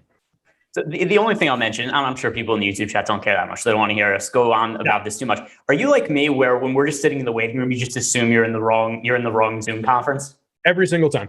Yeah. So I was messaging Tyler before we started. I was like, is something wrong with Zoom? I'm just sitting in the waiting room. The show is supposed to start 5 minutes ago, and I'm panicking. But here we are. We're here. We're ready to start the show. And we've got a pretty sizable baseball slate to talk about. A lot of interesting pitchers, which is always where we start. So I think we have to address this right off the bat. I'm going to refresh the top pitchers tool to make sure there's been no crazy ownership changes in the last 5 seconds, which no, not really. We still got massive ownership on Yu Darvish, and that's where I think we need to start. Yu Darvish, who could not have been shittier over the last 6 weeks or so of baseball. Very favorable matchup against the Los Angeles Angels. The rest of the pitchers, I'll leave a little bit to be desired on this slate. So as a result, Yu Darvish at 9,300, 67% projected ownership on DK. On FanDuel at 9,000, 49% projected ownership for Yu Darvish. Clearly a great spot, but he's also sucked. So what are you doing with this spot here? I mean, for me, that's just too big an ownership number for any individual player on any slate, kind of regardless of whether it's a pitcher we're talking about, unless it was somebody where there were just like the other options were like you, me, Eric, and Adam as far as pitching. I'm going to be under that mark on even a pitcher that I think is a very, very talented guy, likely on just general talent. If we're talking about Peralta being injured, probably the most talented starter available on this slate. It's just too much popularity. He's at a high price. I mean, on the DK slate, he's at a relatively high price. On the FanDuel slate, he's actually cheap for his talent level, which is drawing some of that ownership. But it's still a high enough price that I don't want to pay it with that many people coming along for the ride with me. And when he's been a little bit shaky. So I'm torn between whether I want to take a look at some of these Angels bats. If Ohtani was in this lineup, I would be looking at these Angels bats. And if it didn't have a pitcher in it, if this was in an AL park, I would be taking a more contrarian position, just trying to attack some of that Darvish ownership. That said, I'll have Darvish shares. I just expect to be well under the field and then kind of spreading out to what I see as a very, very equally distributed board. So I think that's my approach here with Darvish. Overall, 29.2% strikeout rate over 140 innings. He's been fairly sharp despite the earned run struggles recently. And even in that sample, he's got a 3-something xFIP. So he struggled with earned runs, a lot of happenstance, a lot of bad luck baked into that. Adam was talking about it before. I also couldn't really nail down anything. And I don't know if you were able to look at the pitch profile or anything, but were you able to identify anything that he's really struggling with? Or is it just a lot of happenstance around earned runs that he's been struggling with? So I'm pretty sure I'm going to pull up this baseball savant page. If I'm not mistaken, his fastball velocity and spin rate is both down pretty considerably. Okay. So I'm bringing that up right now. So there's definitely things you could point to. And by the way, so even though his xFIP is not looking terrible over the last month, his FIP is, because the reason being that xFIP just normalizes for home run to fly ball rate. Mm-hmm. And he's giving up so much hard contact that I think it's reasonable to think he should have the elevated home run to fly ball rate. So if you look at his numbers for this month, he does have a FIP over 5. And, you know, like what can you say? If you're playing cash games, you're playing Yu Darvish. If you're playing tournaments, I'm still getting exposure to Darvish. In fact, he's my most rostered starting pitcher on the slate that just doesn't have me anywhere near the field on him. I have him, he's in 40% of my lineups right now in DraftKings. It's almost half the amount of exposure the field has just because of how high his ownership is. So I'm pulling up some data right now on spin rates for Darvish. But while I'm doing that, I'm just going to ask you, like, what kind of exposure are you looking at him in tournaments where it's like I'm still getting to him? I just don't have as much as the field when he's 70% on DK and 50% on FanDuel. Yeah, so I mean, if he's going to be in 50% of FanDuel lineups, if I come in the 30% range, I'm pretty happy. And I can take that 20% and spread it out to a bunch of different guys on this slate where I'm just trying to claw back a little bit of range of outcome, a little bit of probability of something else happening other than him just walking out to the mound as anointed as the top scoring pitcher on the slate. I've also got him projected a little bit differently in my model than where we have him on the site. He's not necessarily my top projected FanDuel starter. That said, a lot of these starters are just projecting out very evenly. To me, this is a slate that has a lot of guys that might get through kind of a bumpy start, give up a few runs, not strike out that many, and put up very average scores. This is one of the more average slates of the year in terms of like where I'm coming up in median projection for these starters. So I do think he's the most talented available option, with Peralta probably being extremely limited here. It's just a matter of, do I want to put that much in the bank on Yu Darvish, or would I rather spread out to a potential range of outcomes around guys like Alek Manoah, guys like Adam Wainwright, Nathan Eovaldi, Shane McClanahan, guys with talent, guys that I believe in, that are in, rough matchups in some spots, struggling with their own issues in other spots. It's just a very up in the air slate to me. And I think Darvish is, based on his ownership, is a part of that. All right. So I have some spin rates here for you, Darvish. And earlier in the season, he was pretty consistently in the neighborhood of 27 to 2,800 RPMs on average for his pitches. Mm-hmm. Since the start of July, he's been like in the 24 to 25, 50 range the last couple of starts. 25.67. The start for that 25.89. So he's generating a lot less spin on his pitches, and I don't think it's all that shocking considering that information that he's getting hit a lot harder. If you look at some of the exit velocities per game in recent starts, it's much higher than it was earlier in the season. So he's getting hit harder. There's reason to think why. I mean, still projection-wise, he's going to be the top pitcher on the board, and it has more to do with you just look at some of these other guys, and the guy we'll get to next. In Frankie Montas, I think that he's probably the next best option, at least projection-wise. But once again, Frankie Montas project for 23% ownership on FanDuel. And DK project for 40% ownership. I'm going to start with this. Cash games on FanDuel. You're playing Yu Darvish. On DraftKings, you're playing Yu Darvish and Frankie Montas. In tournaments, I'm a little bit underweight to the field on Frankie Montas, a little bit closer to the field than I am with Yu Darvish. But still, I'm kind of trying to differentiate elsewhere where we have guys like Shane McClanahan project for 1% ownership. Nathan Eovaldi project for 4% ownership. These are the guys that I'm really getting overweight to relative to ownership. So I'm getting to Montas, but for me, 40% in a tough matchup against Chicago, over 20% on FanDuel, obviously the same difficult matchup. I think it's too much ownership, but what do you think? I agree. I think it's too much ownership. He's been solid throughout the season. He's not a pitcher that I came into the season particularly trusting. I thought, he had his PED issue. He had a lot of different things going on. I thought some of that would come out in the wash for him, but he's pitched pretty well over the season. 156 and 2/3, 26.7% strikeout rate, 3.64 xFIP with a 1.20 whip. Few too many guys on base, but the 6.9% walk rate isn't awful. Induces his 13.8% swinging strike rate, which is solid, helps him get out of trouble. He does allow hard contact, and he does allow barrel baseballs, though. 9.1% barrel rate is pretty heavy. 43.2% hard hit rate is very heavy. And he's a fly ball pitcher. 13-degree average launch angle is getting the ball up in the air against a team that makes a significant amount of hard contact going against him. Is very, very good at putting the fat part of the bat on the ball that's going extremely under-owned. I'm actually intrigued by getting to some White Sox stacks here and attacking that Montas ownership. I'd much rather do that with the White Sox against Frankie than I would with the Angels without Shohei Ohtani in the other game. So this is my spot for a little bit of contrarian offense, I think. That said, it's a both sides for sure, just based on Montas' talent and the overall selections available on the board. He's one of our top projected pitchers. I will be undercutting the field a little bit, probably FanDuel-wise. If the field's 22-ish% and I'm around 15, 18, somewhere around there, I'm happy with that. DK-wise, I can come in 25, 30% on the 40% ownership projection and be fairly happy. And again, I'm just looking to spread out to cover a little bit more of the range of outcomes that are available and get a little bit apart from what the field is doing. And this is the spot out of the two between him and Ohtani that I'd be more concerned about. And that's why I'm kind of intrigued by the White Sox offense, just given their offensive upside, their ability to put bat on ball, and his contact profile specifically. Yeah, so once again, I agree with you on Montas. I think that overall, relative to the slate, he's a good option from a projection sense. When you start to look at the ownership, that's where it becomes problematic to me. I understand why the field is flocking so heavily to Yu Darvish and Frankie Montas. There's just a breaking point to me. We're 70% Darvish on DK, 40% Montas. That's too rich for me. Same goes for FanDuel, where 3/4 of the field right now are projected to be playing either Montas or Darvish in the pitcher spot. So I'm just looking to differentiate there. Offenses, I'm not really doing anything too crazy. It's really pitcher where I'm looking to differentiate. So it seems like it's going to be the same for you. So let's talk about some of these other options in the high end of the pitching range. Which are the guys that you're actually getting to? So I will begrudgingly probably be coming up with some shares of Mike Minor, even though he's projecting out to be a little bit over-owned as well. It's just a lower overall aggregate ownership, so I can tinker around with that. I have a little bit of respect for the Orioles offense, though, so I don't know how much I really want to get there. Freddie Peralta really concerns me. I touched on the injury question. That's the biggest up in the air spot. To me, that's one of the bigger inflection points on the entire slate is, are we getting 4 innings out of Freddie Peralta? Or are we getting 5 and change? Are we getting 6 innings, a shot at a quality start? How healthy is he? I mentioned on the last show when we talked about him when he was on the slate that shoulder injuries just in general really, really concern me. And on top of the shoulder issue, they were already talking about limiting his innings. He's already pitched a career high in innings. So there's just a lot of concerns about the depth to which Freddie's going to pitch in this game.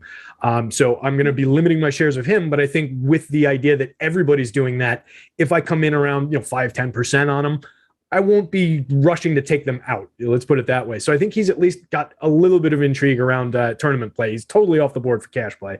I think Alek Manoah's got a little bit of intrigue based on his strikeout acumen against the Yankees, and he's not getting all that much attention. Similar with Shane McClanahan, I think he's a talented pitcher. I hate the matchup going up against the Red Sox at Fenway Park, but I think given the total lack of ownership, he at least deserves some consideration. And there's a few guys like that, like Kyle Gibson, not pitching all that well, not a particularly high-end strikeout guy, but definitely capable of giving us 6 relatively clean innings, a small handful of strikeouts, and putting up a slate-relevant score against these Brewers. Similar story with Vladimir Gutierrez against the atrocious Cubs. So there's just a lot of guys that I see really, really similarly on a slate where I don't see anybody running off and hiding with a strikeout score unless it's Darvish.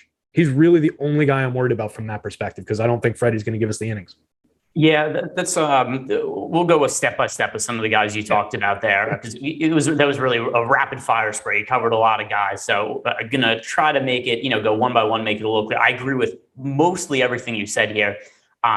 In terms of Freddie Peralta, early in the day I did the strategy show with Adam, and I thought that I was gonna like Freddie Peralta just based on how much ownership was going to Montas and Darvish, but there was one beat reporter. Let me see if I could find who it was. One of the Brewers beat reporters said that he expects it to be a fairly tight pitch limit for Freddie Peralta, just considering that they've been cautious with him coming off the injury. He threw, I think it's 52 pitches last time out. It seems to me we're getting somewhere in the neighborhood of 70 pitches for Freddie Peralta. He's in 4% of my lineups right now. I thought I was going to be making a stand on him earlier. That's not going to be the case. He's not an important part of my build. I just don't think at that price point there's a significant enough upside to really target him heavily. So I agree with you there. The guys that in the high end of the pricing tier that I'm trying to target relative to ownership, it's Shane McClanahan and Nathan Eovaldi. We've got Eovaldi projected for 3% ownership, McClanahan 1%. Those are the DK ownerships. They're also expected to be very low owned over on FanDuel. And I think that it's pretty easy to differentiate with these kind of guys when you're looking at all the ownership going to Darvish and Montas. So looking at our projections. We've got Montas, for instance. He's projected with a 20% chance to be one of the top 2 scoring pitchers on the slate at 40% projected ownership. Shane McClanahan, 12.4% with 1% projected ownership. So Montas is picking up 40x the ownership of McClanahan, and he's less than 2x likely to outscore him on the slate. So I just kind of consider that data, and I say that, hey, relative to ownership, I want to be overweight to the field on McClanahan in a pretty significant way. So I end up with McClanahan right now. I'm rerunning my lineups, but looks like somewhere in the neighborhood of 25% of my lineups, which is way overweight. Somebody's projected for 1% ownership. I slightly prefer McClanahan to Eovaldi just because of the strikeout upside. But once again, a low owned Eovaldi is also somebody I'm going overweight to. Of these 2 options, which one is making into more of your lineups?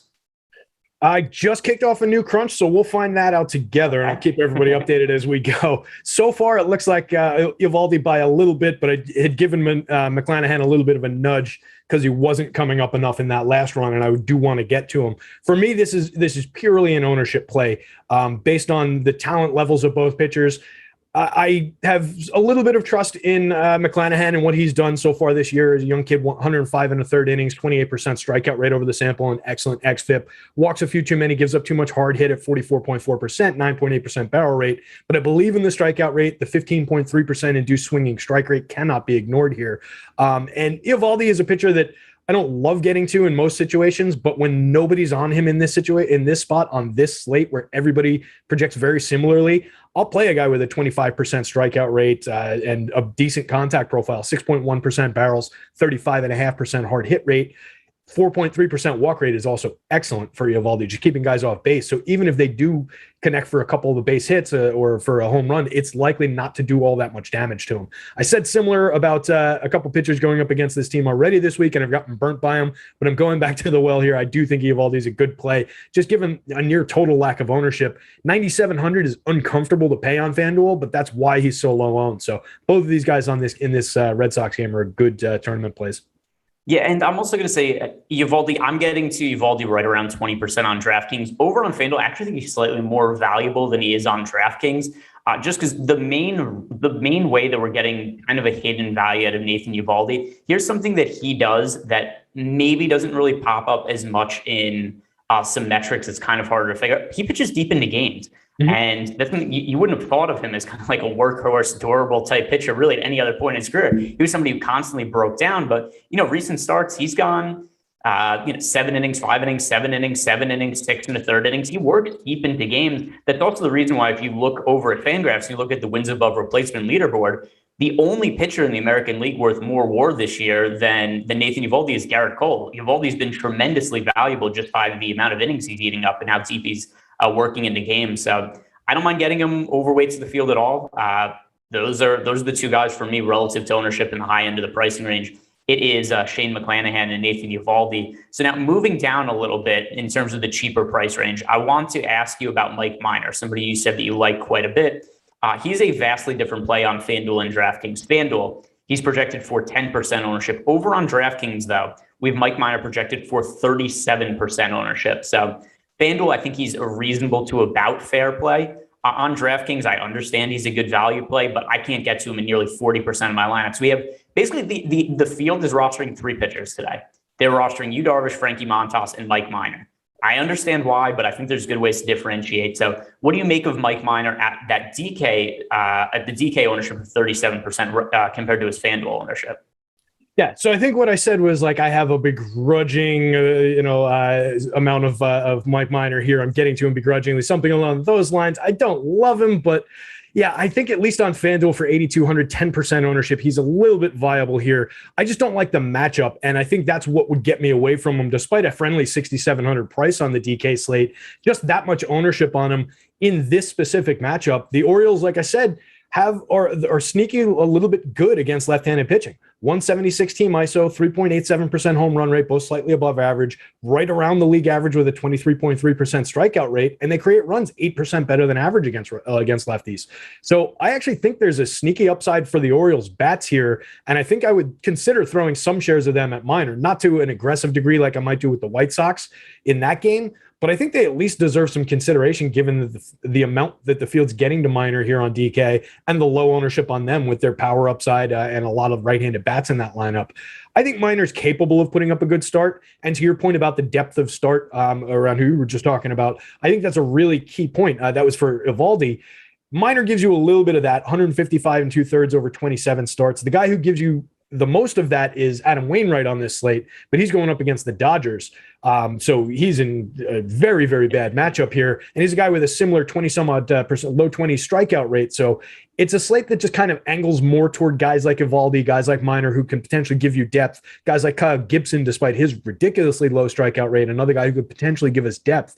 And I just see the slate playing that way. Like I said before, outside of Darvish, I don't really see a major opportunity to have somebody run off and hide with strikeouts in this slate. So we're talking about who's going to give us a great shot at getting to 6 innings, giving me that potential for a quality start bonus on FanDuel, getting me that win bonus on DK, and who's just likely to give me some safe depth here. And I think Minor's at least on that list. It's just the ownership again on the DK slate is something I would want to get away from. So it's an undercut on DK for me, probably around the field, maybe even a little bit over the field's FanDuel number, just because he's priced up at 8,200 over there.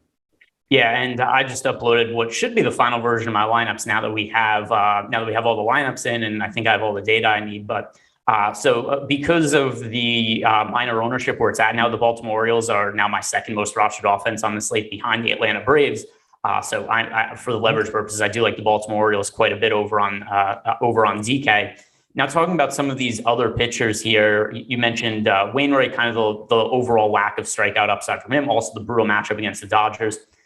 He's not popular on DK, but he's making just some of the field's lineups. He's the 4th most popular starting pitcher behind the Yu Darvish, Frankie Montas, and Mike Minor trio. So I don't really understand why people are getting to Adam Wainwright. I saw in YouTube chat people bringing up Kyle Gibson. I just don't see the strikeout upside there. Kyle Gibson is $8,700 over on DK. On FanDuel, Kyle Gibson is $9,000. He's pitched reasonably well this year, Kyle Gibson, much better than I ever thought we would see from him, but he's a heavy ground ball pitcher, low strikeout guy, very difficult matchup, number 1 on the road, number 2 in a pitcher's park, and then number 3 against the capable offense in the Milwaukee Brewers. So he's not somebody I'm getting to, but any other pitchers that we have not mentioned, maybe for cheap, that do stand out to you as options? So on Gibson, I will probably come up with some shares just because at 9,000, I think he's in play with nobody on him on the FanDuel slate. 1% ownership projection over there, 2% ownership at 8,700 on DK. He is going up against the Brewers, who they are capable. Don't get me wrong, but 95 collective WRC plus against right-handed pitching puts him 5% below average for run creation. 24.4% strikeout rate is also below average against righties.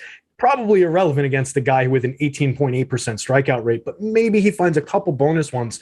What I like about Gibson, and you mentioned that he's pitching probably better than we ever expected this year, it doesn't come out in some of like the xFIP or his whip. He's putting guys on base, walks 8% a hitter, 8.6% of hitters with that low strikeout rate, but he still only allows a 3.9% barrel rate. 38.8% hard hit is just okay, but just his ability to pitch through innings, get it relatively clean starts on the board, and give you 6 clean innings. Again, this is just that kind of slate. So I think I can easily go, 4 or 5 times the field's 1% ownership on FanDuel and just have a handful of shares of Gibson in my pocket, just in case it's a slate where everybody else goes pop and he just ends up on top of the heap just by, attrition. So I think he's valuable from that perspective. But yeah, it's not a play I'm excited about by any means, but I'd much rather have him than like a Matt Harvey, Alec Mills, Mike Mayer, Sean Nolan, even Luis Hill. Any of those guys, I would rather just get to shares of Kyle Gibson here.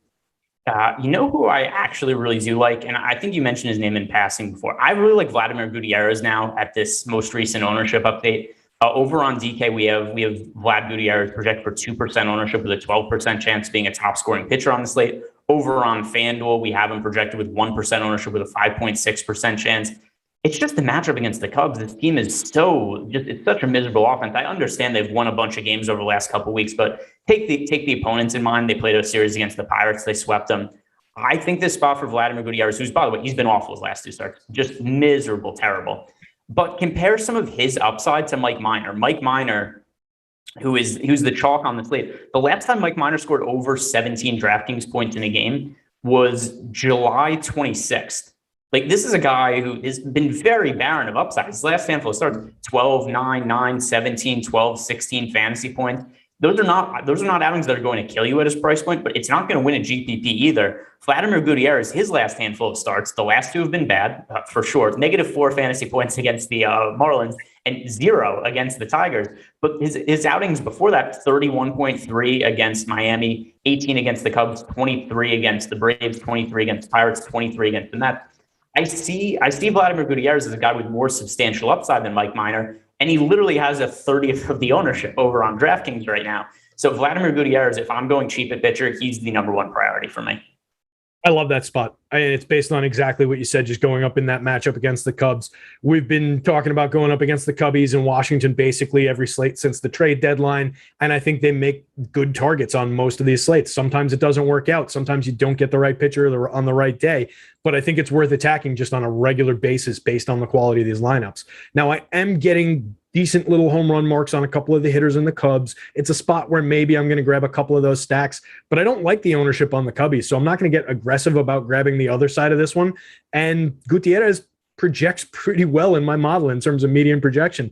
It's between me and my model how he ranks compared to some of these other guys on the board, but he's one of the more highly projected pitchers that I've got. I don't necessarily believe in it. I don't necessarily love the talent. 17.9% strikeout rate, over 99 and a third innings with a 509 xFIP, a 133 whip, allows an 8.5% walk rate, 8.1% barrels, 37.3% hard hit. Those are a little bit up there numbers. The hard hit's fine, but the barrels are a little bit more inflated than you'd like to see. But I just think there's bonus strikeouts in this Cubs lineup. There's a total lack of upside in general. They have a little bit of power with an average 3.63% home run rate in the split, but they create runs 12% worse than average. They have a 158 ISO, and they strike out by far worse than baseball against righties, 26.3%. Next worst team is Detroit at 25.8%. That's a big gap. So it's a team you can attack even with bad pitchers.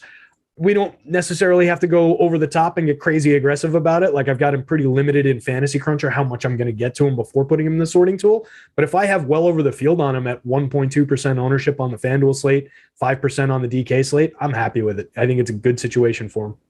All right. So I feel like we've talked about the pitchers pretty extensively. And I think the pitchers for this particular slate are actually a lot more important to talk about than the offenses, because the offenses, to be honest, offenses, and once again, I say this all the time. If I'm not just going to say, hey, we could just say this pitcher's these offense and the show's done in 3 minutes. The offenses, though, like I think the Royals are going over-owned, and I'm kind of around the field on a lot of other offenses. Where I'm really differentiating is with some of these pitchers. That's why I'm making the pitcher conversation a little bit longer today, and then we'll spend a little less time on the stacks. But pitchers, we're going to get into kind of like a summary of all the pitchers after this. We could wrap it up in case anybody was, confused by any of the stuff we said. But any pitchers that we've not talked about that you think they're mentioning here? I mean, we've kicked the can on Wainwright a couple of times. I think he's at least worth a quick look in this in these numbers, because he is getting a little bit of ownership on the DK slate. He's super cheap for 8,100. His talent level, even in this matchup, I think that's a very fair price over there. So I actually think, just based on who he is, despite going up against the Dodgers, 12.5% ownership might be a little bit low for Adam Wainwright at 8,100. Not a major strikeout option, 22.6% over 176 innings this season, but 176 innings pitched in 27 starts. He is your best option for depth on this slate, definitely, and among the best options for depth in baseball in general. Leading among the league leaders in quality starts, right up there with like Zach Wheeler, with Walker Buehler. He's chasing those guys, but he's one of the more reliable options for quality. 10,000 is a lot to pay for him on this slate on FanDuel, but he's only getting 1.5% ownership over there. He doesn't project overly well for me, but I think I'd be comfortable rostering Adam Wainwright, just again, based on who he is and based on how this slate comes together with a lot of just mid-range pitching that's projecting out very, very evenly. Again, unless Yu Darvish runs away and hides, in which case the field's just going to run off away from me anyway. I want to get over the field, I think, on Adam Wainwright in this situation, just because I'm going to be trying to get over the field on most of these guys that are lower owned going up against this. So I'm not going to let the Dodgers scare me away. I don't love the spot. Dodgers are an all-star team of a lineup, but I think he's at least worthy of consideration here. All right. So here's how we're going to summarize this. And then we'll also hit on some of the MLB player props from our betting model on the site in a second. But if you were playing a single entry lineup on FanDuel, who would be the pitcher you go to? I might just try and differentiate with bats if I'm only playing a single entry lineup and just eat the chalk and go with a Yu Darvish, just because he's the most likely guy to run off and hide. That said, the way I actually play tournaments, for me, it would probably be somebody like a Shane McClanahan, maybe an Eovaldi on that one, and just hope that everybody else goes pop. So the answer for me is probably a Shane McClanahan. The answer that I would probably feel safer recommending for people is probably just Yu Darvish. So for me on FanDuel, it's also McClanahan. Over on DraftKings, I think the answer is McClanahan and Eovaldi for me. If you needed to save salary, though, then I would say McClanahan and Vladimir Gutierrez. I'm really starting to like Gutierrez quite a bit for this slate. My final run of lineups, I'm well overweight to Vlad Gutierrez. So same question for you, DraftKings single entry lineup. If you're trying to play a tournament lineup, you're differentiating, or maybe you just like the chalk today for a single entry lineup, who would be your two pitcher combination on DK? I really like what you just said with that aggressive alternative approach, going with McClanahan and what's his face and Gutierrez. Listen, I'm trying to scan the board and say his name at the same time, and it fell out of my head while I was doing it. We might, at this point of the season in baseball, half these guys, we might as well call them what's their face. But the what's your face. I know who this what's your face is. It's Vladimir Gutierrez. Yeah, so I think that's a super aggressive approach for tournament play. Saves you a lot of money. If you want to be a little bit safer while taking a similar kind of a tournament approach, there's always the possibility of just rostering both guys on either side of that Tampa-Boston game, punt the win equity, and just go with that. I think you could see similar upside out of both of those guys. You're, again, kind of crossing your fingers that the chalk goes pop, but that's not an outrageous proposition here. So I think those are interesting. And then a guy that we actually haven't really covered that much, and I hate to keep circling back through different pitchers, but it's that kind of a day and that kind of a board. Alek Manoah, I touched on him very, very briefly, but he's not getting any attention. 8,400 on the DK slate. I think that puts him in play for tournament consideration alongside the Eovaldi and McClanahans of the world. If you want to pivot one of those two guys out in that specific combination, go with one or the other and Alek Manoah, and just attack the heavy strikeouts in the Yankees lineup with a kid with a 26.4% strikeout rate on the season. I think that's reasonable. Yeah, so those are my guys. So if anybody, because I know we saw some people saying like, oh, so who do you guys actually like a pitcher? And in general, and no one. That is my answer. The guys who I'm most overweight to at pitcher today, relative to what the ownership is: Shane McClanahan, Nathan Eovaldi, Toki Tucson. Not Toki Tucson, Vladimir Gutierrez. So those three are the ones that I think relative to ownership I like the most. And it's not that I'm not getting to Darvish. Just when I have him in 40% of my lineups, like I said, that's almost half of what the field has when he's 70%. So that's still somebody who's in 40% of my lineups. I'm still going to be rooting against him tonight, but. Let's talk about these player props here really quick, and then we could move on and talk about some offenses. Also, today's show is sponsored by Jock Market. If you guys are new to Jock Market, head on over to your app store, download the app, use the promo code Awesemo when you make your first deposit and get up to a $50 bonus on the first deposit. Jock Market, it is a different way to play daily fantasy sports. Instead of having to worry about lineup construction or salary caps, it is a stock market before athletes. You're bidding on players in an IPO period, and then you can buy and sell players after the slate starts, after the games are underway. So it's a fun, different way to play DFS. I actually did a Jock Market show for the Thursday Night Football contest with Aton a little bit early in the day. So if you guys want to kind of get some sort of feel how that works, go check that out. There's also free contests at Jock Market if you want to just dip your toes in the water. But now MLB player props. The number one bet for the night slate today, it is under 6.5 strikeouts for Frankie Montas. We have that with a 23% expected ROI. There's a plus money on the under here. So tough matchup for Frankie Montas. We talked about how we don't like him quite as much as the field does. Well, Terry, I'm going to ask you, how do you feel about that under 6.5 strikeout prop? I have him with a implied at 5.7 and a projected at 6.18. So I'll take him under six strikeout projection for him for me. Yep. So I'll take him under 6.5. And by the way, it's also plus 115 odds. So it's not something that we haven't projected for, like 4 strikeouts or anything like that. It's slightly under 6, but it's also plus money. So that is a bet that our betting model is on today. 57% win rate, 23% expected ROI at that plus money. So that is the bet that pops up in our player props tool. So let's move over to the offenses now, where I think the ownership in general is fairly efficient at offense today. The only one spot that really looks egregiously off. Well, there's a couple of them that are off, like Toronto's off, but I still always like the upside of them. But the Kansas City Royals, who right now on DraftKings are projected for 17% ownership with a 12% chance of being the top stack. They have the most significant negative leverage score on the slate on DK going up against Matt Harvey. Over on FanDuel, similar situation where we have them project for 17% ownership. The most negatively leveraged team on both sites. Obviously it's Matt Harvey. It's a great spot. Could the Royals go off? Without a doubt, but too much ownership for me. I'm looking elsewhere for my stacks. But how did you handle this spot for the Royals? Yeah, I'm trying to thin slice them in what I'm doing in Fantasy Cruncher, and then hoping that just, my sorting process takes care of that for me. Just way too highly owned. It is a great spot against Harvey, no doubt about it. 16.6% strikeouts for him, 4.82 xFIP, allows a 7.7% barrel rate with 41% hard hit, 13.6 degree average launch angle. In this park, that's significant home run upside for sure.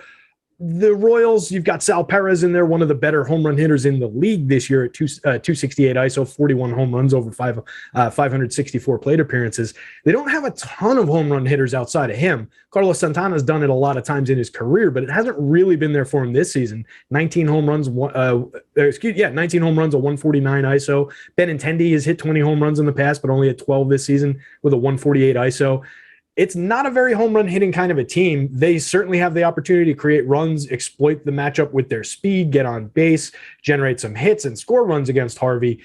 But I don't love it for like a major outlier of a DFS spot. And with that much of the field on it, I don't think I need to get there. I don't see major scoring upside here outside of the ability to string together some base hits and maybe they hang 7-8 runs on Harvey, but do it with a lot of singles and doubles and some stolen bases in there that end up scoring you less points than another team that goes out and hits a few home runs. So I don't love the spot. Definitely not with that much ownership on it. I think that's a broken ownership number, like you said. Yeah, it's a high number for them. So that's really the only one team that kind of stands out to me is one that I don't really want to be getting to. And then the other thing also I'm going to mention with some of these other teams. So the Atlanta Braves, they look different on FanDuel than they do on DraftKings. FanDuel are picking up a whole bunch of ownership. DraftKings, they look about appropriately on. But I don't mind making Atlanta priority for me because if my pitchers, if it's going to be like a Brave stack with Shane McClanahan and Nathan Eovaldi, what people are going to be doing with the Braves in general is playing them with, Yu Darvish, Frankie Montas. So I have different pitchers. I'm less concerned about them being 14% owned. We do have in the chat, some people are a little concerned about some weather over in Atlanta. there's a chance of thunderstorms, but it's nothing that's keeping me off the game. I can't say there's zero risk, except it's not a high enough risk to where I think it really matters to me. But the Atlanta Braves, who are currently my most rostered stack on the slate, is the weather a concern for you at all? No, not really. I know it was something that been kicked around a little bit during the day. Dark sky, I pulled it up 5 minutes before the show. They had a little block of rain right around 7 o'clock that was ending in less than an hour, and that's not even on here anymore. Now the forecast is overcast, mostly cloudy, overcast, mostly cloudy. So looks like a fairly clean night. They might have one of those pop-up storms that we see, but I don't see anything significant. So I'm perfectly comfortable playing this game and going to it wherever we need to, which is most certainly for me only on bats. I know you mentioned Touki Toussaint by accident before when you were trying to say Gutierrez. We've been having problems with Gutierrez today, but are you actually getting to any Touki Toussaint in here? Because his contact profile really concerns me. A very minimal amount, but like not anything really different from the field. Ultimately, my guy in that price range I went to was Gutierrez. Yeah, makes sense. That leads me into, are you getting to any Nationals bats on the other side of this game? Because I am definitely getting to the Braves. They're our top-ranked stack. They make a ton of sense. They're a little bit owned, but I'm comfortable with rostering it alongside the ownership just because of how different I'm getting at pitcher. So I think the Braves are a standout opportunity. They're pretty clear-cut. But for me, the Nationals are spiking a little bit just based on Toussaint's contact profile, 49.6% hard hit rate, 8.3 barrel ball rate, 22.1% strikeout rate over 43 innings. Kid with a solid talent profile coming up, but I'm getting some interesting projections for power upside, for run creation upside around the top end of the Nationals lineup. So I have exposure to Juan Soto. I'm overweight to the field on him. I'm overweight on Josh Bell. These other guys, though, not so much. They're all 1% owned. So, whatever. If you're overweight to a Carter Keyboom or Lance Thomas, when these guys are 1% owned, that's not problematic to me. But I have exposure to Juan Soto and Josh Bell, but as a whole, it's hard for me to be massively interested in Nationals lineup that just kind of sucks. Massively is way too strong a word. I don't want to go that far. Juan Soto, I think, is a terrific one-off play today, though. Absolutely. One of the best hitters in baseball, just in general. 14.6% strikeout rate with a 21.1% walk rate, just walking on a historic level. 53.5% hard hit with a 13.3% barrel rate. There's nothing not to love about Juan Soto. I would add Josh Bell into that stack, Yadiel Hernandez, Carter Kieboom, Lane Thomas up top, Alcides Escobar, kind of a hit tool specialist, but does play well for correlation. The top two hitters in Thomas and Escobar, both a little bit below average for run creation for the season. And then Soto, Bell, and Yadiel are three guys who are all above. So maybe you take a little three-man with those guys. It is not something to go crazy with. And Soto is getting a little bit of ownership in the middle of that stack, but I just do see a little bit of upside. So if you take a few additional shares to where the field is, you might get away with it. It might prove to have a little bit of tournament upside against a pitcher who I don't think has much right now. I think Tuki's still finding his footing as a major league pitcher. Yeah, and that's something also, when he first came back from the injured list, and I can't remember exactly when it was. I have to go to his FanGraphs page, like 6 weeks ago or something. I'm not exactly right, but I know I'm in the ballpark of correct there. Yeah. He had a different looking pitch profile. He was throwing a lot of sinkers, and he had a little bit of success, particularly with strikeouts. He was a very well-regarded prospect, and was thinking of like, okay, has Touki Toussaint kind of figured something out? And earlier in the day, also, he was projecting for almost no ownership, which kind of made him a little bit appealing to me on the strategy show, which is not really the case anymore. But, it's just these last handful of starts have not gone well for him. Yeah, it was July 20th against the Padres. He came back. He pitched really well that start. Then he pitched against the Phillies. He pitched really well. And you think like, oh, maybe Touki Toussaint's found something. And then, last start against the Rockies, that certainly didn't go well. He pitched 3 innings, ended up giving 4 runs, struck out no hitters. It's a Coors Field game, so I guess that's forgivable. But it is really concerning to me how much his strikeout rate has dipped since his first couple of starts, and his walk rate has spiked. So, we're looking at a guy in Touki Toussaint who, a favorable matchup against the Nationals, but is not somebody I'm really dying to target here. But I'm kind of off both sides, to be honest.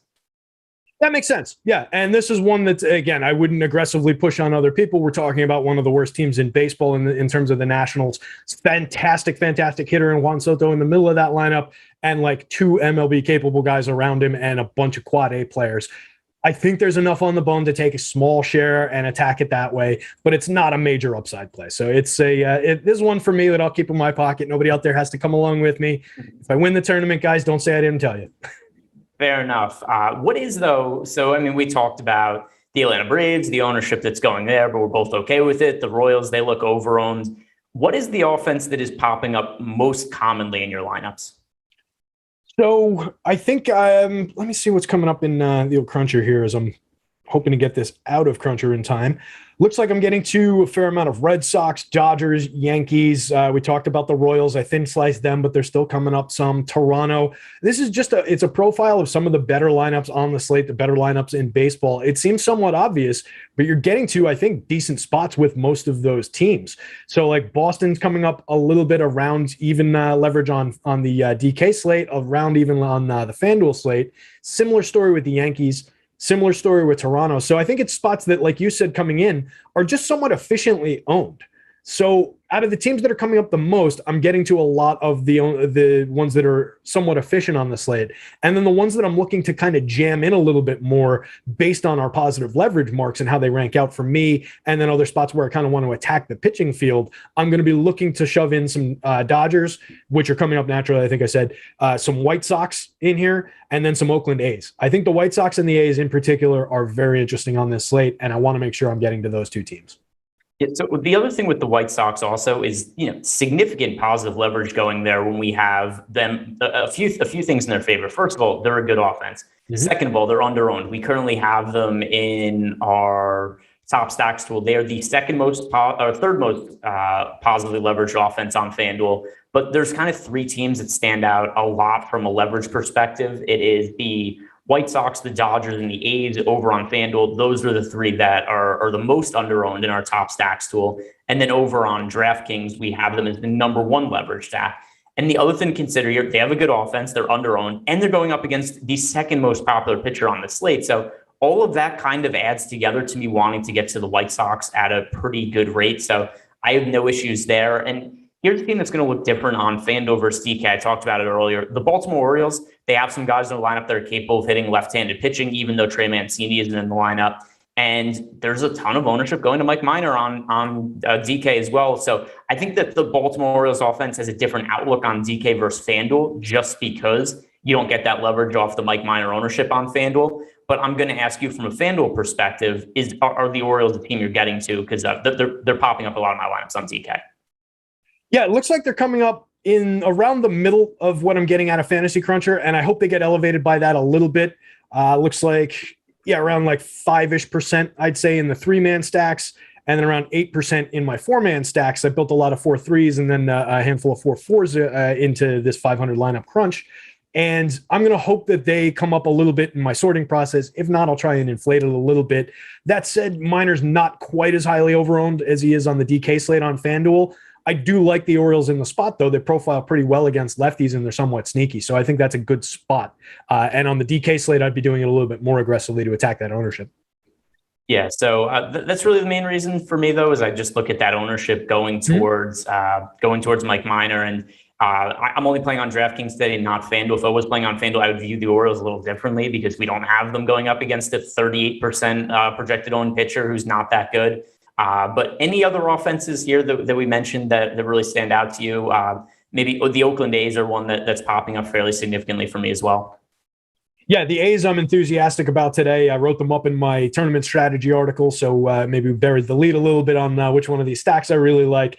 But Dallas Keuchel historically has been a pitcher that I've just avoided throwing stacks against anytime he's pitched, but he's just not that guy anymore.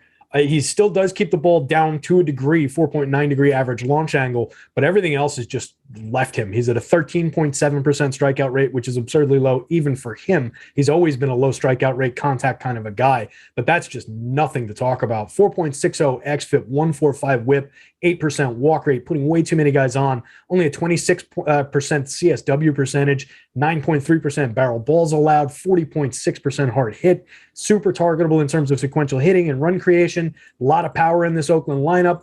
I really like getting to these A's. I think Yan Gomes is an underrated catcher play who's not getting any attention whatsoever. He makes his living obliterating left-handed pitching. I think Catchers on DK, he's my favorite play of the day at 1.3% ownership, 3,800 salary. I think that makes a ton of sense. You can roster this lineup 1 through 8. I don't like Elvis Andrus at the bottom of it. If you need a super cheap shortstop, you can roster him. But I love getting to obviously Matt Olson, certainly Starlin Marte. All his speed is on base skills. Marcana, I mentioned Yan Gomes. Even Chris Davis could be a little bit sneaky in there for the dead minimum on FanDuel. Maybe the power's back a little bit. A 180 ISO over 71 plate appearances so far, 42.9% hard contact, 9.5% barrel rate. Keep your fingers crossed for Chris Davis. He deserves a better ending to his career than he's gotten so far.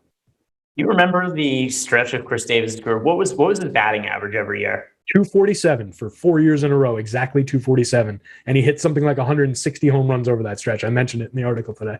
Yeah, he would a ridiculous amount of consistency where it was, let's see, what year we go.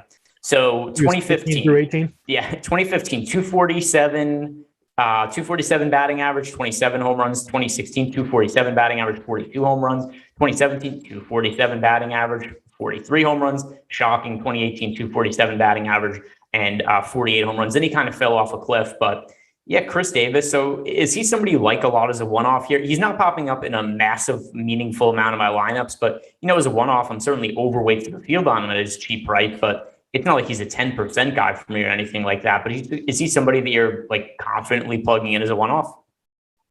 I don't know how much I would use the word confident, but definitely for the price at $2,000, the dead minimum on FanDuel, I will take that kind of power all day long. He's got an 8.16 in my home run model, so anybody who follows along knows that 10 is the magic number where you're a little bit above average chance of hitting a home run. But 8.16, that's tracking for approaching an above average chance. I mentioned the power numbers that are maybe coming back a little bit. That's a 71 plate appearance sample across 2 teams so far this year. There's a reason he was waived by the Texas Rangers, who are not a good baseball team. He's at a 180, 268, 361 triple slash on the season, strikes out 30% of the time. So it's a gamble to put him in your roster. But if you're looking for a super cheap, completely unowned home run, there's upside there. So I'm not overly enthused about it, but I'll definitely take what I get of him. Yeah, I think I saw somebody, let's see if I can find it. Somebody had called out Chris Davis as a home run play. Dwayne Lopez, he said, apparently said it multiple times in the chat. He said, I said it once already, Chris Davis will go yard tonight. So that was at least one guy's home run pick in the chat. And listen, there was a point in time where he was one of the most prolific power hitters in baseball. That hasn't been the case lately, but he's old. He's dealt with injuries. To your point, the contact profiles look good lately. So for me, I mean, 1%, I don't mind him as a low owned play. Any other stacks here that you want to bring up? I know I mentioned that I wanted to get to Dodgers, but it looks like I've got to do a little bit of work in my sorting process here to limit the amount that I'm getting to them. They came up in as an explosively popular team here, so I got to go through that a little bit. But just looking at where I'm at on some of these teams, it looks like I mentioned, Dodgers, Yankees, Blue Jays, Red Sox up top. I'm getting to a little bit of Padres, getting to a fair amount of Braves, although they're somewhat limited. We talked Orioles. We talked about the White Sox. I need to push them up, so let me give the White Sox a little nudge up and the Dodgers a little pull down, and hopefully that'll balance things out for me in time because we're running out of time. Anybody that wasn't in that rapid fire list that I just gave that you're getting to that I might be able to ask you about that buy me a little time here? Yeah. So I'll talk about the Dodgers for a little bit, and this is as simple as this. The Dodgers have a very good offense, and they're going low owned today. The matchup against Adam Wainwright is far from ideal. I know that, Terry, you liked Wainwright a little bit of a pitching option. He's not somebody I'm personally getting to today.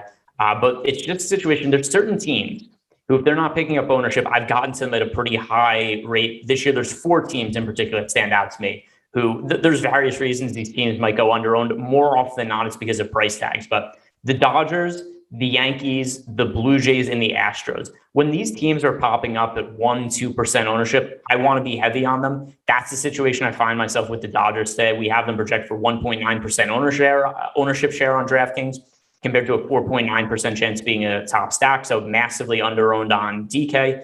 FanDuel, a similar story where we only have the Dodgers projected for 1.2% ownership as a team. If you could get this Dodgers offense at low ownership, I don't really care who the pitcher is. I'm going to be getting to them. So I think that's what really stands out to them. And then the other thing also, one of the reasons, other than the matchup against Adam Wainwright, that the field I think isn't playing the Dodgers is they don't want to pay the price tags when the field is generally flocking towards Yu Darvish and trying to get to Frankie Montas. I'm differentiating a pitcher. I'm playing some other guys So this is kind of like a double whammy for low ownership for me, where I'm able to pay up for the Dodgers more easily because I'm playing some guys like Vlad Gutierrez, a pitcher that the field just isn't playing. So I'm going to have lineups today that is massively different than what the field has, which, baseball, that happens, but this slate even more so than usual. And yeah, that's something that really stands out to me against the Dodgers. Were you able to get your lineups in, or were you able to listen? Did that all make sense? Yeah, that all made a lot of sense. Couldn't have said it better myself. And yeah, I agree with you. You and I talk about it specifically on most shows that we do together. Most of the guys at the site talk about it as well. It just pays to go to good baseball teams when they're getting under own, when they're in reasonable situations where you can expect a little bit of upside. And we're getting that here. We're getting that around those teams. At least they're going off at not negative leverage, right? A lot of those teams are fairly efficiently owned, like you were saying earlier. And I think it just makes sense to squeeze up over the field's efficient ownership on some of the best teams in baseball and spread out through the different pitching combinations that we have available. It's a fascinating slate that way. That was the first thing that stood out to me this morning. And the way that I wrote my intro to my column up today was just how fascinating this pitching slate is. And I think it's held up throughout the day, just based on where the ownership is, how the pricing breaks down, where two of the most expensive options from site to site are in bad situations. Some of the cheaper guys are in interesting situations. One of the best pitchers in baseball this season is hurt and unlikely to pitch deep, but he might. So we have no idea where to go. It's just a really interesting slate. So I want to capture a lot of different outcomes on the pitching, and I want to be covering a lot of the best teams in baseball on my bats. All right, I want to address a super chat that we got here from our guy Anthony Davis. He's asking Moose as a one-off. He is still owned on FanDuel, so we've got Mike Moustakas is a different play on FanDuel versus DraftKings.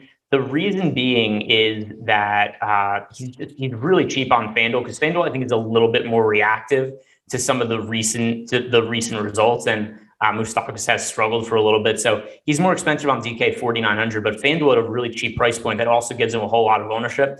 I'll say it's relative to what the rest of your construction is. To me, I think it's a little bit too much ownership. But if you're playing, say, like Shane McClanahan, a pitcher on FanDuel, it doesn't really matter. If you're going like Darvish, and then you have Moustakas in there and like a Royal stack, all right, that's kind of what everybody else is doing. But I'll ask you, Mike Moustakas, who was renamed Mike Moustacos yesterday in the YouTube chat, is he somebody that you're getting to a lot? Let me save this and I can check what my actual ownership on him was. But to answer the specifics of the question, I would, almost exactly the way you said it, if you're getting to a differentiated pitcher and some differentiated offense, I would have no problem using Mike Moustakas based on that price on the FanDuel site as a one-off. In fact, I did so in my placeholder, but I built that placeholder with Vladimir Gutierrez as a pitcher and some offbeat stacks in there. So it didn't matter to me that Moose was very owned. So I think that's the key. Having his talent and his home run upside available at that price is a major advantage. So if you're offsetting your ownership somewhere else, I'm perfectly fine with that play. Let's say it that way. I have no idea how much I have him on. Let me enter these lineups and yeah, all right, fair enough. So anyway, Anthony Davis, I'm sorry, maybe that's not the answer that you were exactly looking for, but in general, I think Moustakas is picking up too much ownership on FanDuel. But if you're going contrarian a pitcher, I have less of an issue with it. Yep. Now, as you're uploading your lineups, I'm going to head on over to the MLB player props tool. And we're going to do some home run picks here to wrap up, Terry.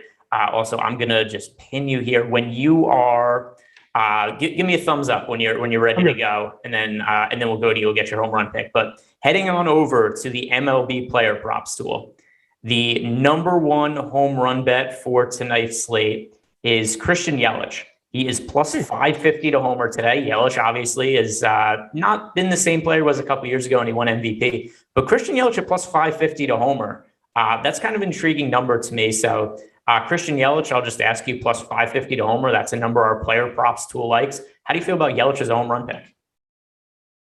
I made a little intrigued sound when I heard you say it, because I thought he was rating out a little bit better for me. But now that I'm actually pulling him up in my model, I'm not loving it. He's not rating out extremely well. He's at a 6.62. We talked about the 10 being the magic number there. I do love the contact profile, though. 51.5% hard hit with an 8.7% barrel rate on the season. There are underlying reasons to believe that Christian Yelich is just struggling for incomprehensible reasons. The profile still says he can hit the ball very hard. So I don't hate it if you're looking for a pick from this game, but it's not one of my leading ones on the home run on my home run model.